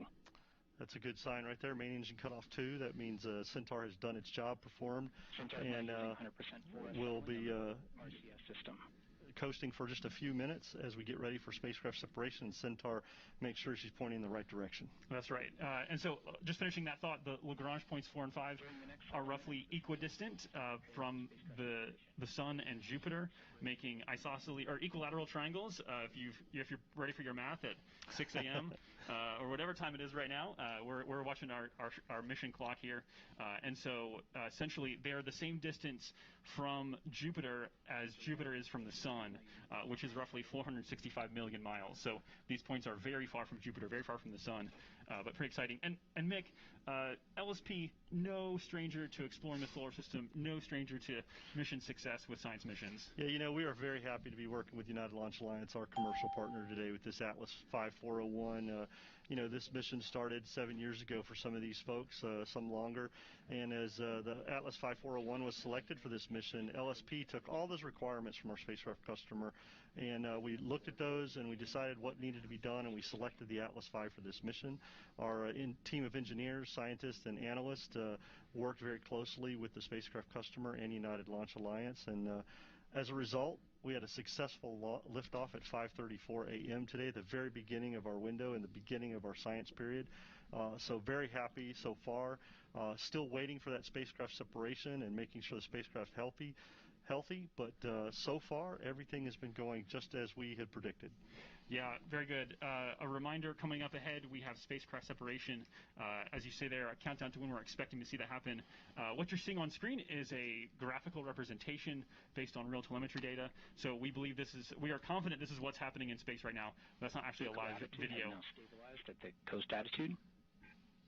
And so again, there you see on your time, we're expecting that spacecraft separation in about 9 minutes from now. So after that, we will have a brief period where we'll wait to start solar array deploy. Then we'll have that takes about 20 minutes to deploy the solar arrays, big beautiful solar arrays, and then we will, once those are up and powered, we would expect a couple minutes later to be able to get that acquisition of signal. That's a very scary time for the spacecraft team. They'll be waiting for that for sure. Yeah, absolutely. All right, I think we are ready now to send you upstairs to NASA Edge's Franklin with the Lucy program manager. Thanks, guys. Yes, I'm here with Donya Douglas Bradshaw, who is the Lucy project manager. Donya, how you doing today? I'm doing awesome. Great. How do you prepare for a mission like Lucy when nothing quite like this has been done before? Well, it certainly takes a team of engineers, scientists, everyone. Dr. Hal Levinson, who is the Lucy PI, has a vision, and it takes a team of hundreds to bring that vision to fruition. How long have you been working on this project? So I joined Lucy about 3 years ago. Joined the team as the deputy project manager, and then about 2 years ago became the project manager. Now, do you have any exciting stories to tell about this mission because, you know, you all had to work through COVID to get this thing up and running. Yeah, COVID happened in March 2020 unexpectedly, and there was a lot of uncertainty around that. But this team and this spacecraft development led by Lockheed Martin quickly, rapidly, without missing a beat, put together a plan to enable us to re-engineer the integration and test program. I know within like the last 2 years, the components for the spacecraft were, compiled, but it wasn't even put together. How did you get that all up and running basically in a little over a year? Yeah. So, I mean, the plan, you're right. When the pandemic happened, we were about 5 or 6 months away from the start of our spacecraft integration and test program. And so there was a lot of uncertainty, but the entire team came together and really devised a way to keep people safe, do social distancing, adding the capability for folks to monitor the integration and testing remotely, using collaboration tools, online tools, just different techniques that were available to us. And so we were able to do that. Certainly there were some inefficiencies, but we were able to compress our schedule so that we could stick to this launch date. Great. Danya, thanks for joining us this morning, and continued success. Thank you very much. All right, Daryl, back to you. All right, Franklin and Danya, thank you so much. Earlier, you heard a little bit about the Lagrange points. I got a primer from Mick and Joshua, and so now let's revisit that. Lagrange points are two gravitationally protected zones that are around the orbit of Jupiter. Here's Principal Investigator Hal Levison and Lucy to help explain. The Trojan asteroids are found in Lagrange points, which are these special places that lead or follow a planet in its orbit by 60 degrees. And it's sort of where the gravitational force of the planet and the gravitational force of the sun all cancel out. So if you put an object there, it will stay there for a long period of time, basically forever. So when we see objects there, these are objects that we know were in place a very long time ago. So if you just take a random asteroid and just put it in the outer solar system, the gravitational force of the 4 giant planets will just clear them out in a very short period of time. So they'll basically be gone. So the only places, it turns out, in the outer solar system where you can find stable regions are these Lagrange points. Lucy in particular is going to go after the Jupiter Trojans. We're trying to see a type of object that represents and constrains the formation of the outer planets. And you need to go to these Lagrange points in order to see that kind of object. One of the really groovy aspects of our mission is its trajectory, because we're visiting a record number of objects like these Trojans. And we do that with this very complicated dance, particularly in the beginning, where we are using the Earth actually as a gravitational slingshot. So Lucy will start off in an orbit very similar to the Earth, and then gravitational encounters with the Earth will actually pump it up so it gets out to the Lagrange points near Jupiter's orbit.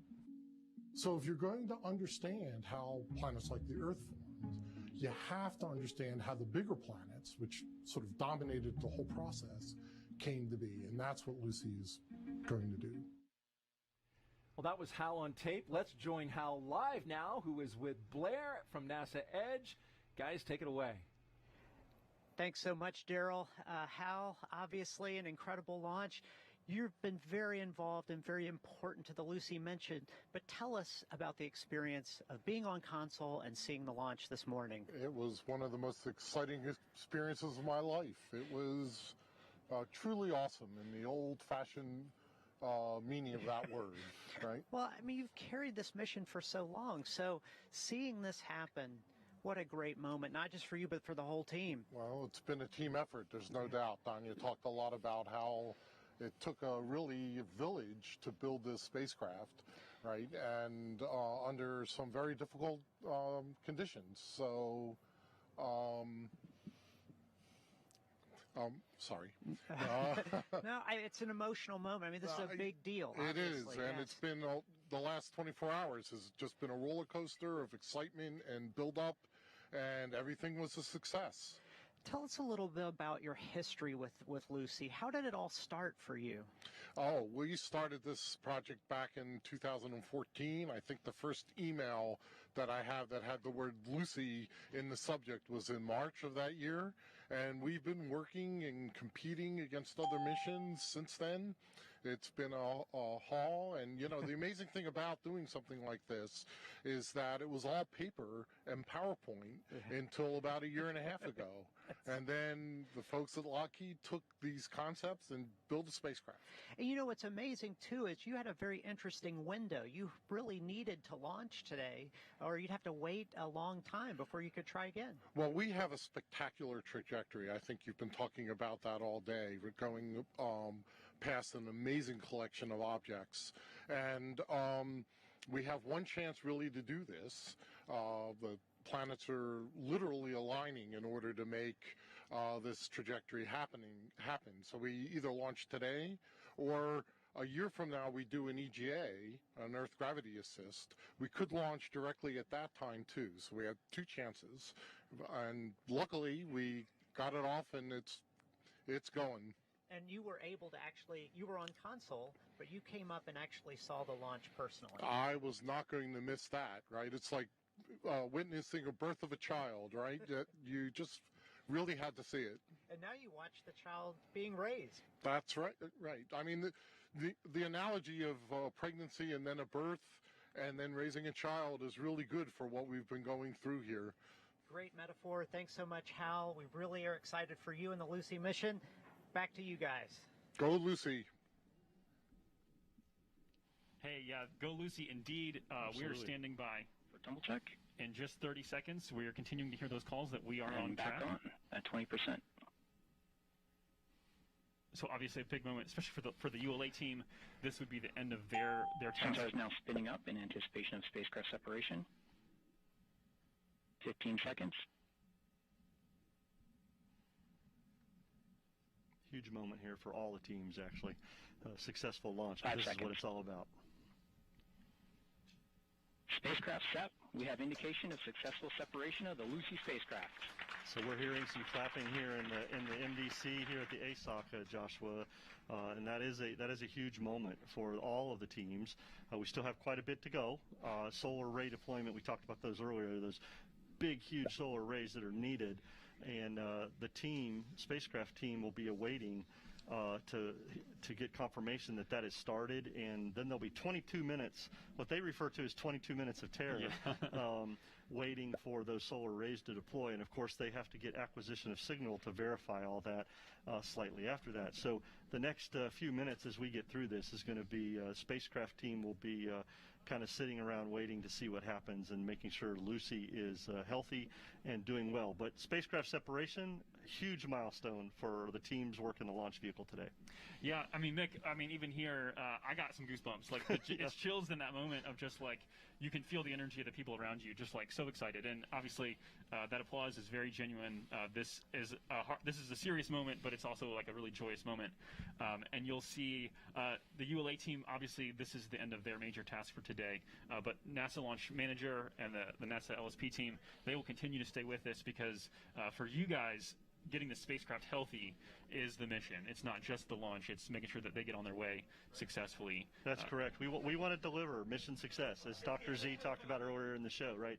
One of the things we want here at NASA is mission success, and that's all the way through making sure our spacecraft customer knows what's going on with their spacecraft and everything is well. So we'll be standing around waiting for solar array deployment. That'll begin here about 4 minutes after about an hour and 4 minutes after launch, about 6 minutes from now, and we'll go from there. Yeah, so again, it's going to be a process that will start at roughly L plus 104.30, and then from there, we will wait about 22 minutes is the expected time to complete solar array deploy. Those 24-foot diameter, beautiful solar arrays, taking up most of the size, the physical length of the spacecraft, and then we will actually get confirmation of that for a couple more minutes because those are designed to power the spacecraft all the way through its mission, and so there will be a couple minutes where the communication is being established between the spacecraft and the ground. Not a simple process. We'll talk that in a few more minutes. Once we get closer to that acquisition of signal moment milestone, we'll kind of talk through how we're doing interaction. I think, and then I know there's a chance we could potentially pick up the actual live video. It wouldn't be live at the moment, the actual video from spacecraft separation. If we do catch that, we'll bring you that. Yeah, ULA recorded that on board, and as they get closer to their download point, they'll be able to download that. I don't know if we'll get that right away or not, but it was recorded, and eventually that will be shared with the spacecraft customer. Another unique thing, we were talking about those solar arrays, why it's so important is I heard earlier today that, those things generate about 5,000 watts. That's all that the spacecraft uses. Man, that's not even enough to run a microwave here, right? So that just shows you how efficient the spacecraft is. Yeah, very good. Getting a few views there from around the country. We had one from ULA headquarters in Colorado, that there in Hangar AE with some spacecraft folks. But for now, Daryl, we're going to send it back to you. I'm sorry, to Marie. All right, thank you, Joshua. Time to catch back up with our Lucy cartoon character. And in this next episode, Lucy wants to show you where she's going and why she's studying the Trojan asteroids. You might be wondering, where is Lucy off to? Yes, the Trojan asteroids. These are a population of asteroids in orbit around the Sun, about as far away as Jupiter.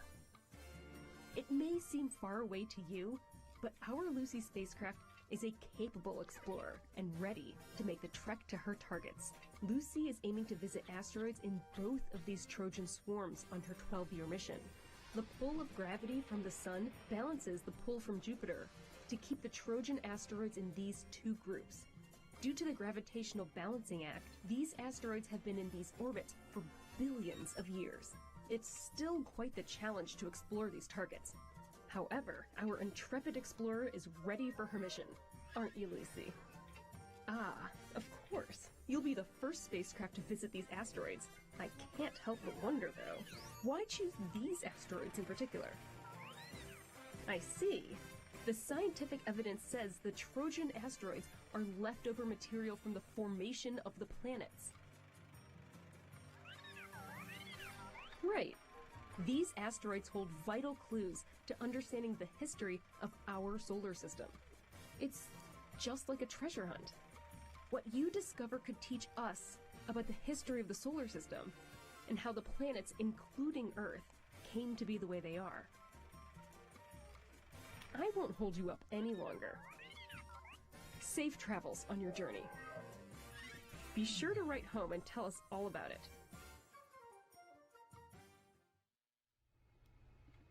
Welcome back out here to the broadcast area, and now we'd like to introduce you to a special guest, Audrey Martin. She's a graduate student at Northern Arizona University and played a role in today's launch. Audrey, you're a student and you were involved with the Lucy science team. How unique is that?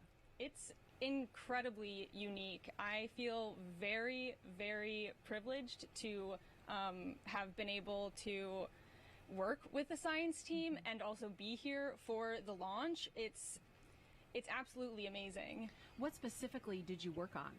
I have been working with the science team, so I do surface composition, spectral analysis stuff, and I've been working with the surface composition working group to really understand everything that we can understand now about the surface of Trojan asteroids, so that when we get there, we can learn even more and we can be really prepared for what we're going to see and what we're going to discover.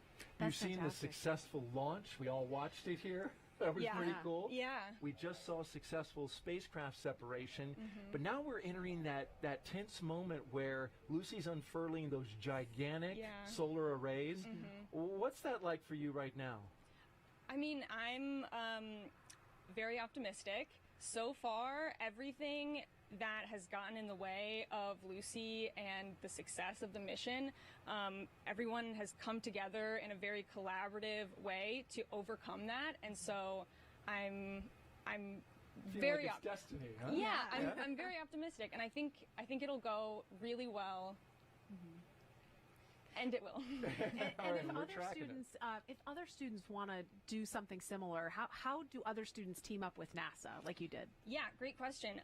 So there's this program that the Lucy mission has put together with Arizona State University. It's called LaSpace. L''space. How fitting. Yeah, it's perfect. Super cute. And it's for undergraduate students who are interested in working with NASA and working as a team and working on, designing missions and stuff like that.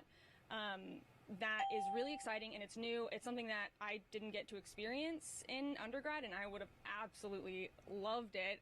So if anyone out there is interested in it, you should definitely look up the LaSpace program. All right. Thank you so much, Audrey. Thanks for being here. Thanks. All right. Very good. And as you look at the bottom of the screen there, you can keep track as we are watching solar array deploy. You can see the timer is at 20 minutes and counting down. And we, of course, are monitoring the spacecraft team to find out the latest. Now, let's get back to that cartoon Lucy, right? Yes. She's kind of a hit. Yes. And in the next episode, we hear from Lucy's flight navigator, who discusses how the team directs Lucy on its journey to the Trojan asteroids. So to steer a spacecraft from millions of miles away, we have to first track its trajectory. So we have to determine where in the solar system the spacecraft is, predict where it's heading, and compare that to where we want it to go. So the navigation team ensures Lucy's on the right trajectory by tracking Lucy's position and velocity in the solar system, predicting where it's headed, and adjusting its course so that it aces the flyby. So once Lucy starts approaching one of its asteroid targets, the navigation team utilizes the instruments, the cameras on board, to take pictures of the asteroid and background stars, and that helps us hone in on targeting this close flyby. So commands travel at the speed of light, and over the course of Lucy's trajectory, its position from Earth is varying substantially. When Lucy is near Earth during our Earth gravity assists, it takes a mere seconds for the data or commands to be received by the spacecraft and for the spacecraft to send data back to us. But at the farthest extent of Lucy's trajectory and the farthest distance from Earth, it can take up to an hour for our commands to be received traveling at the speed of light. It's not only the data encoded in the signals, but it's the properties of the signals itself. We know what time the spacecraft sent the data, and we know what time it was received on Earth. So we can calculate how long it took the signal to travel at the speed of light, and that gives us information about how far Lucy is from Earth. And then we also can get velocity information because the spacecraft is moving away from the Earth as it's sending those signals, and so there's a change in the frequency of the radio signal, and that gives us information about velocity. So like all NASA missions, Lucy is designed to be robust to anomalies or surprises. But in the event that something unexpected happens, there's either a contingency plan on the shelf or a group of relevant mission experts are brought in to come up with the best solution to solve the problem.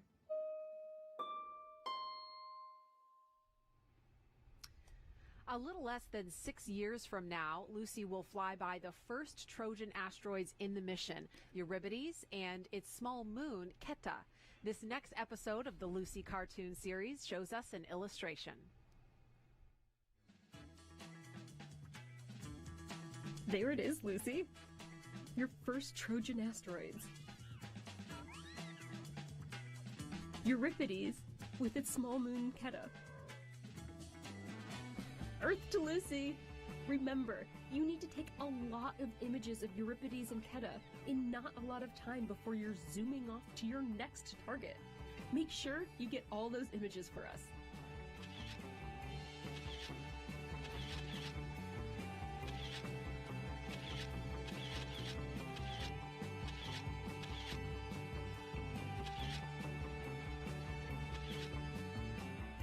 It's beautiful, isn't it?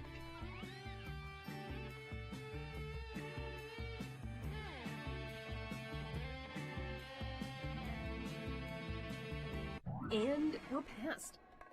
Whew, that was quick, right? Get any good data?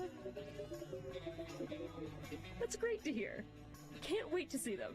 Just send them back to us here at Earth.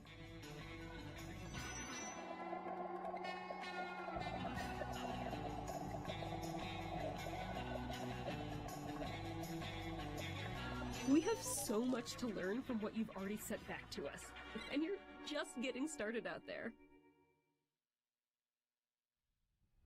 So remember, it will take Lucy 12 years to visit all 8 asteroids on her journey. And the next group of Trojan asteroids Lucy will visit each has its own unique characteristics and lessons to reveal. There's still 5 more Trojan asteroids to explore on your 12-year journey. Each one has a different story to tell about the history of our solar system. Next up is Polymele, a mere 21 kilometers or 13 miles in diameter. Afterwards, you'll be zooming by Lucas, which rotates at an extremely slow rate, with each day being about 18.5 Earth days long. Afterwards, you'll be on to Oris, which might be rich in organics and carbon. Lastly, you'll be on your way to a twin pair of asteroids, Patroclus and Menetius. These asteroids, relatively unchanged over 4 billion years, will give us a glimpse of our solar system's distant past. With each flyby of a Trojan asteroid, you'll be looking at time capsules from the birth of our solar system over 4 billion years ago. Lucy, what your observations tell us about the composition and properties of the Trojan asteroids could give us clues about how Earth came to be. Absolutely. Carry on your journey, Lucy. And don't forget to call and show us what you find out there. We'll be waiting. Good luck. Thank you, Lucy.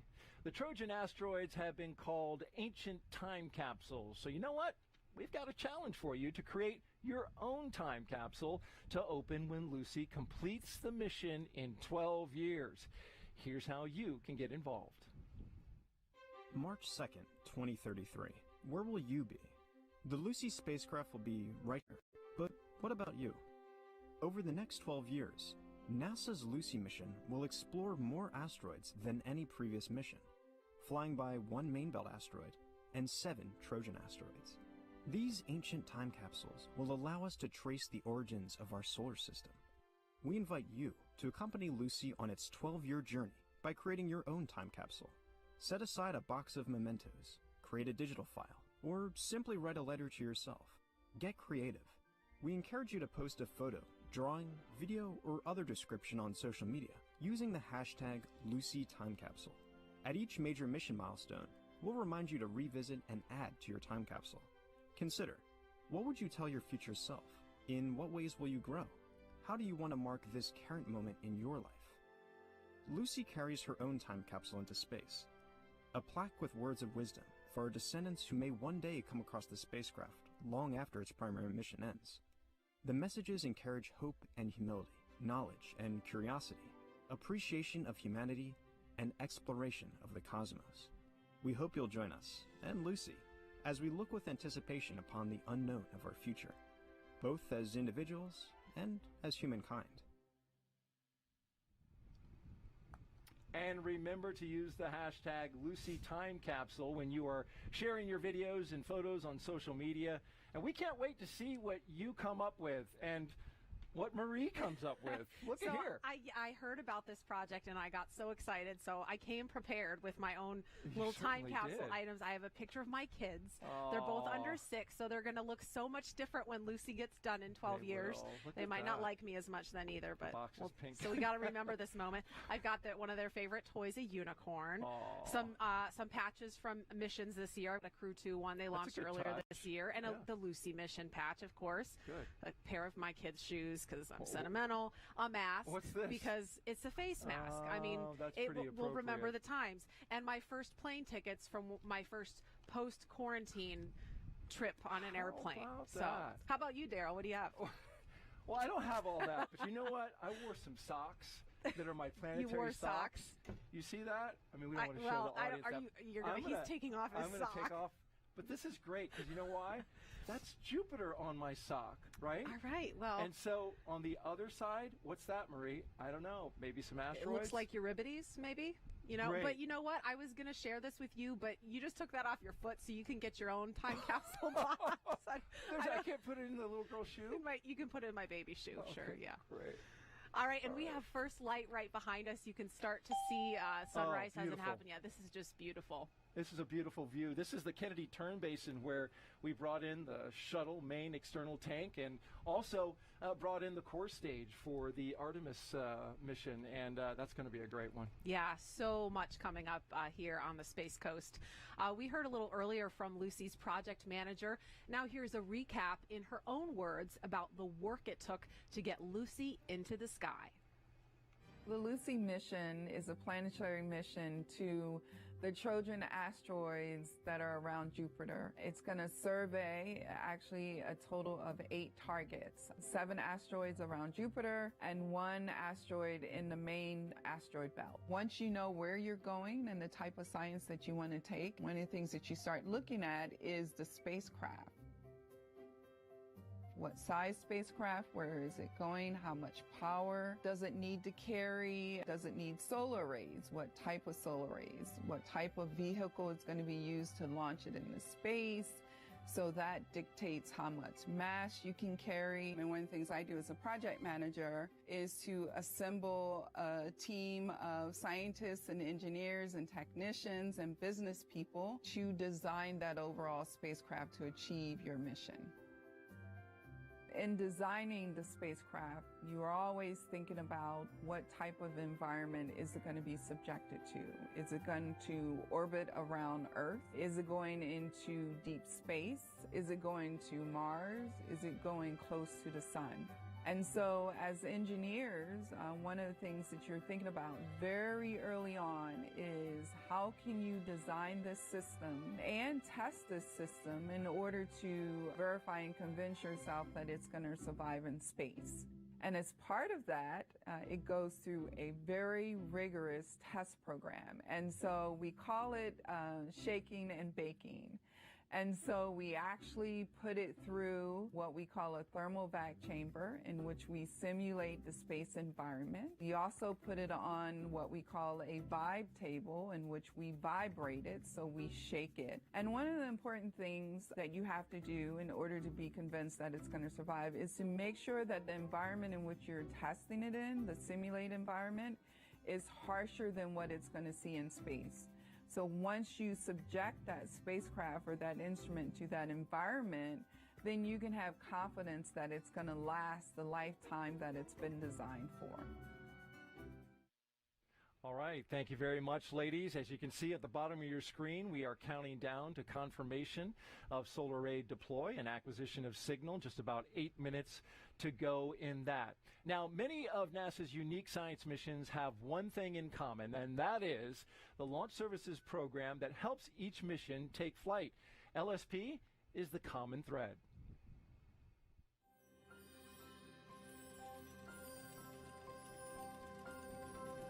Since the dawn of humanity, we have looked to the stars and dreamed of bridging the gap between the Earth and the cosmos. In the 20th century, NASA turned that dream into a reality by launching humanity into a bold era of scientific discovery. As pioneers of space travel, our best and brightest designed and built everything from the ground up, from launch pads to rockets, all of which were government-owned and operated. As NASA's science and robotics evolved, we encouraged a competitive launch market to develop, ushering in a new way to explore and discover through commercial spaceflight. Spacecraft customers from around the world, all with the same desire, reached out to find an expert at NASA for support. Thus, NASA's Launch Services Program was born. Our mission is to centralize NASA's launch services and address state-of-the-art customer needs when placing their spacecraft in orbit around the Earth, the Sun, or destinations deeper into the solar system. The LSP family is made up of a diverse tapestry of government and contractor engineers, analysts, operation experts, and business advisors, all united by a common goal: to get your spacecraft off the ground on time, on budget, and successfully to its final destination, wherever that may be. We match scientific and robotic spacecraft with the appropriate rocket and certify rocket performance and reliability. We support full-service missions, advisory services, and one-of-a-kind contracts. The Launch Services Program is the common thread that bridges the spacecraft organization to the rocket designer, and the spacecraft to the rocket. We provide long-term technical leadership and expertise from pre-mission planning to system verification and validation, all the way through launch. Whatever the vision or requirements, our team will be there, guiding our customers every step of the way on their journey through space. We are the common thread that connects the science world to the physical world by putting the necessary instruments in place. The thread that weaves NASA's industry-leading knowledge and support into the fabric of the commercial space market. We unite customers, capabilities, and culture to explore space through unparalleled launch services. NASA's Launch Services Program. We are Earth's bridge to space. All right, we are now at launch plus 1 hour, 21 minutes, and just under 5 minutes away from what we hope will be acquisition of signal. We're still inside that 22 minutes of terror when we don't know that yet. That's why I say we hope. We'll find out in about 4 minutes now. We will be checking in with the launch team in just a minute, but before we do that, NASA's Launch Services Program has a really busy rest of 2021 planned. Here's a preview of what's ahead. Since 1998, NASA's Launch Services Program, or LSP, has served as Earth's bridge to space. Based at NASA's Kennedy Space Center in Florida, the program matches scientific and robotic spacecraft with launch vehicles for some of America's most inspiring space missions. Our mission, to successfully place spacecraft in orbit around the Earth, the Sun, and destinations deeper into the solar system. We centralize NASA's launch services while addressing state-of-the-art customer needs. But LSP does more than pair spacecraft with the appropriate rocket. The diverse group of government and contractor engineers, analysts, and advisors certify rocket performance and reliability. The team provides long-term technical expertise and support to spacecraft customers from around the world. The team manages launches from multiple sites depending on customer and mission needs. Cape Canaveral Space Force Station in Florida, Vandenberg Space Force Base in California, Reagan Test Site at Kwajalein Atoll in the Republic of the Marshall Islands, and the Pacific Spaceport Complex in Kodiak, Alaska. Building off of past success, LSP forges ahead to support NASA's future. Lucy will be the first mission to study Jupiter's Trojan asteroids, which may be remnants of the primordial material that formed the outer planets of our solar system. It's then back to the West Coast for Double Asteroid Redirection Test, or DART, NASA's first planetary defense mission. That will be followed by Imaging X-ray Polarimetry Explorer, or IXPE, launching from Kennedy. IXPE will expand our understanding of X-ray production in objects such as neutron stars and black holes. Years of testing, determination, and dedication, working as one. NASA's Launch Services Program is Earth's bridge to space. All right, just about 2.5 minutes until we hopefully finish solar array deploy. 2 minutes after that, we're expecting to get the acquisition of signal as we dawn here. A beautiful shot behind us, Marie, of the sun getting ready to rise here at the Kennedy Space Center, the Kennedy Turn Basin behind us. What a beautiful sight. Yeah, storybook picture behind us. And as you saw in that video, the next mission for NASA's Launch Services Program is the Double Asteroid Redirection Test. We call that DART. That's currently scheduled to lift off November 23rd. I think it's Thanksgiving Eve over on the West Coast, Vandenberg Space Force Base. So we're really excited for that one. And more details you can find on that at nasa.gov/DART. And so, while we stand by to find out more information about the situation with Lucy, we want to just say, hey, this is a long journey ahead of her, but these moments right here are very critical, especially that confirming of that solar array deploy. So let's toss it over to Joshua and Mick over at the ASOC, who will talk us through it. Guys? Yeah, thanks, Daryl. Man, what an exciting year ahead. Obviously, we'd love to talk about that, but we need to focus on what's at hand. 1 minute left. Again, this is the anticipated time to complete the solar array deploy. Mick, I think we did hear that there is a good call on beginning that process. Yeah, the team is getting some low-rate data, and we did hear from the spacecraft project that they had begun that project on time.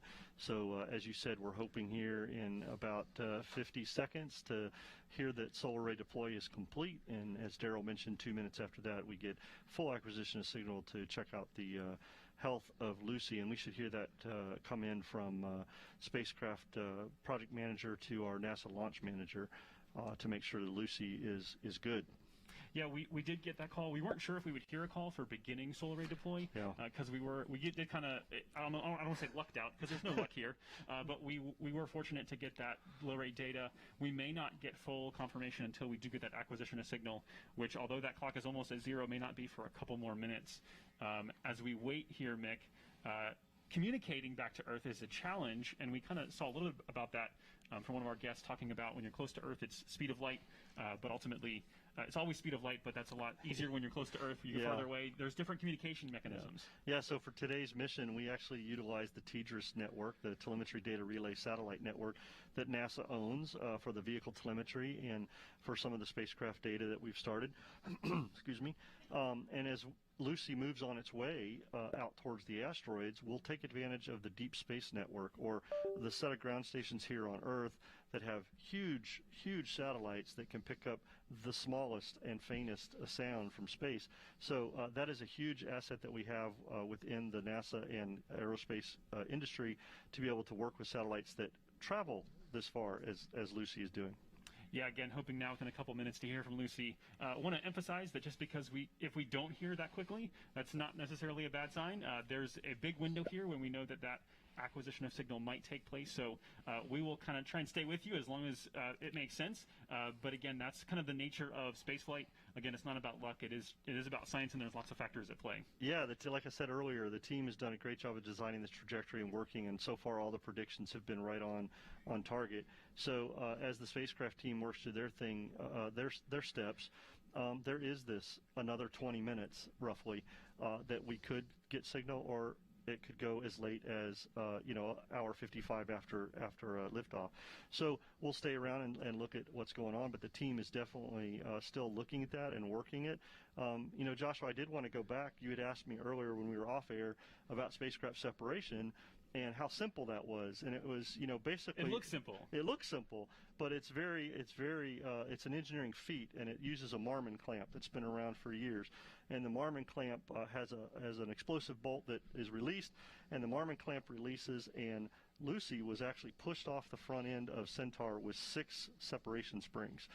So that's it sounds very easy, but it's actually a very cool engineering design that allows us to be able to keep the spacecraft on there for the ride and then separate where they need to go. So I wanted to bring that back for the folks on that are watching us. I think that's just a cool engineering thing that happened in the mission today. Yeah, appreciate those tuning in. Again, we had successful liftoff on time this morning at 5:34 a.m. Eastern Time, and we are standing by now hoping any second to hear that Lucy is alive and well. But as we wait, thinking ahead to what's to come, Lucy again headed to 8 asteroids around the solar system, 1 main asteroid belt, and then 7 Trojan asteroids. Yeah, and this is just the beginning, as we've said earlier, right? The team will get the solar arrays out, they'll get acquisition of signal. They've got a lot of work to do on orbit, testing out the systems, making sure that their batteries are charged, making sure everything's working. As I mentioned earlier, they're very efficient power usage, 5,000 watts, so they want to make sure all that's working as they're traveling towards these asteroids, so that when they get there, that everything works in the sciences. So they'll do checkouts of all the instruments that we talked about on the show today. And the team, the spacecraft team, still has a lot of work over the next few months and years, 12 years, right? Yeah. So that's what's coming for the spacecraft team. We just saw a little bit ago, we're still focused on Lucy, but the LSP team is beginning to work with our other commercial partners on some missions. Another asteroid mission, DART, which is a very cool mission that we're going to send a spacecraft to an asteroid and try to impact its trajectory a little bit. So that's looking forward to that mission coming up here very soon. So, yeah, and looking ahead to Lucy's journey, she's if you're ever frustrated by your cell phone not working in a timely fashion, and you're kind of anxious to hear us get this call, a reminder that Lucy's now hurtling away from Earth at greater than escape velocity, which means more than 25,000 miles per hour away from Earth. So this is much more complicated than even a simple text message that you just can't get to send. Yeah. No, the teams are definitely paying attention, looking at all the stuff they've got, and watching that the automation on the spacecraft is working. Definitely can tell you that there's probably a little tense moments going on right now from that aspect, but we are still waiting to hear if we hear around us some clapping, but I'm not sure what that's for yet. But we are waiting to hear from the spacecraft project manager to the NLM on acquisition of signal. So hopefully we'll hear that soon from the team. But definitely something is going on. There's some happy and clapping going on here. I feel like I'm a little in the dark, right? So that's right. That's good. But we'll hear that hopefully very soon from our NLM.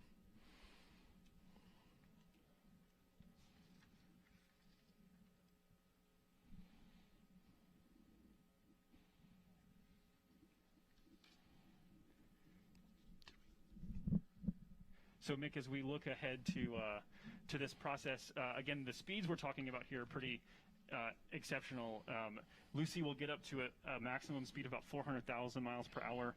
A lot of that has to do with these gravity assists that they'll get the slingshot effect from Earth, hurtling towards the Trojan asteroids, which are in the same orbit that Jupiter follows. All right, so I'm seeing lots of applause. I'm hoping that's a good sign. We haven't heard the word come in yet. So yeah, I just saw a movement that solar rays are completely deployed. So that's a good thing for the spacecraft team. Solar rays are completely out, and so now we're just waiting on acquisition of signal from the team. And Joshua, as we said, these things they ran some analysis, and there was some time frame here, and they're within their time frame. So not necessarily anything happened bad here, but it's going well so far for the Lucy spacecraft. So we'll wait to hear that they get that acquisition signal and determine the final health of the Lucy spacecraft.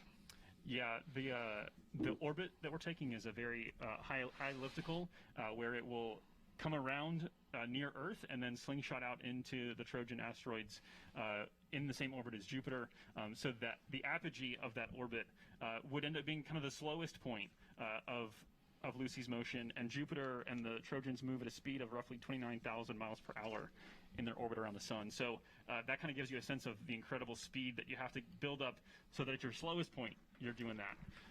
So again, an incredible trajectory and engineering feat to be prepared to rely on Lucy to fly freely for 12 years. That's something that a lot of people might have a misconception about, is that Lucy's not under powered flight for 12 years. Yeah, that's true. I mean, it's not like they can change trajectory during this time, right?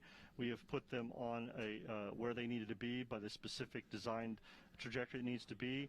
And with those massive solar arrays out there, they can't make they can't make any maneuvers out there. So Lucy is on her way with solar arrays deployed, and things are going well so far. We're just still waiting to hear. Like I said, we keep hearing some clapping in the background. That we know that some of that is solar array deployment, and we're just waiting to hear that they've acquired signal of the spacecraft, and we'll go from there. Yeah, and it's looking like that word is in. I noticed there the folks in that room that you're seeing on screen have taken off their headsets. That is usually a sign that we are good to go here. So I believe we're good. We're going to send this out to Daryl now. So, Mick, that's going to do it for you and me here. Appreciate you riding along with me, Mick. Until next time. Yeah, Joshua, thank you. This was an exciting mission. Very happy for the spacecraft team so far and the launch LSP and United Launch Alliance teams. Looking forward to our next mission, DART. Awesome. Signing off from the ASOC, Daryl, back to you. Thank you, Joshua and Mick. And in the upper right-hand part of that picture, it was nice to see Hal Levison and Danya Douglas Bradshaw celebrating the big moment of acquisition of Signal. Yeah, Huge. finally able to breathe a sigh of relief. Yep. And now here's a special preview of NASA's next Launch Services Program science mission, launching next month. It's the Double Asteroid Redirection Test.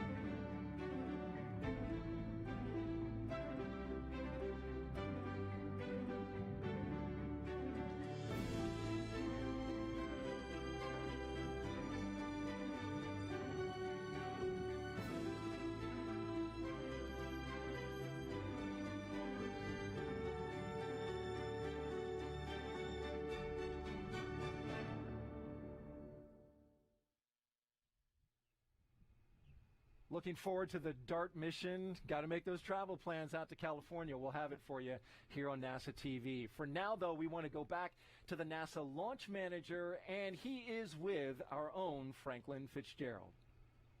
Yes, I'm here with Omar Baez, who's the Senior Launch Director for the Lucy mission. Omar, how did things go this morning? Things were splendid today. Everything went on time as predicted, and I couldn't ask for a better count. It just clicked off the way it should, and we really worked no major issues. So we were able to hit the window at the very beginning on the very first day of the short window for Lucy. So we're happy to be here at this point. I understand you were wrapping up a few things before you were able to come up. Everybody just got up and left. What does that mean? That means things are really good.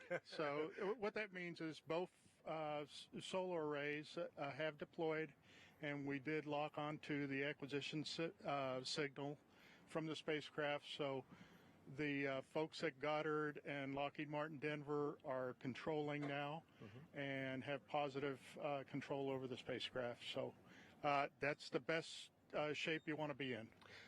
Right before you came on, they rolled a package talking about DART. That's the next mission for LSP. Can you tell us a little bit more about it? So that one is so cool for us. DART is going to kinetically hit an asteroid, and it's our second planetary mission from the West Coast or Vandenberg. So super exciting. Just a different way of spotting an asteroid, and this time we're trying to go in the aspect of not studying it, but planetary defense. Could we move an asteroid if we needed to? And so this is super cool and a whole different way of operating for us. So we love it. Omar Baez, congratulations on a successful launch. And are you going to be the launch director for DART? I will be the launch director for DART. And after DART, we have IXPE from this coast, and that's going to be a cool one for Launch Services Program also, because it's our first KSC launch. We're a program that's been at KSC for 23 years, and we've never launched anything from the Kennedy Space Center, our very first, from Complex 39A. Oh, that's going to be awesome. We'll be there for that. Hopefully we'll have you on the show then again as well. Okay. Thank Omar you. Baez, thanks for being with us today. Guys, back to you. Omar and Franklin, thank you. And as you look behind us, you see the dawn of a new day. And there's the dawn of Lucy, and her journey to the Trojan asteroid seems very fitting. Yeah, what a nice tribute from Mother Earth to Lucy, the fossil and the spacecraft now about to uncover secrets of our beginnings. Indeed. So we're going to leave you with a replay of this morning's liftoff, and you can also follow along live mission updates online at nasa.gov/Lucy. Have a great weekend. And keep looking up. That's my line, Maria.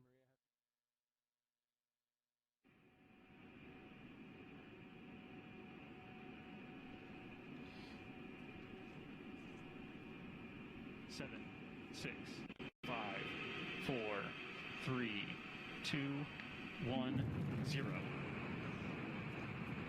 Liftoff. Atlas V takes flight, sending Lucy to uncover the fossils of our solar system.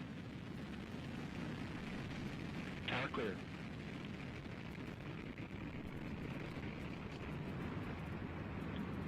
RD-180.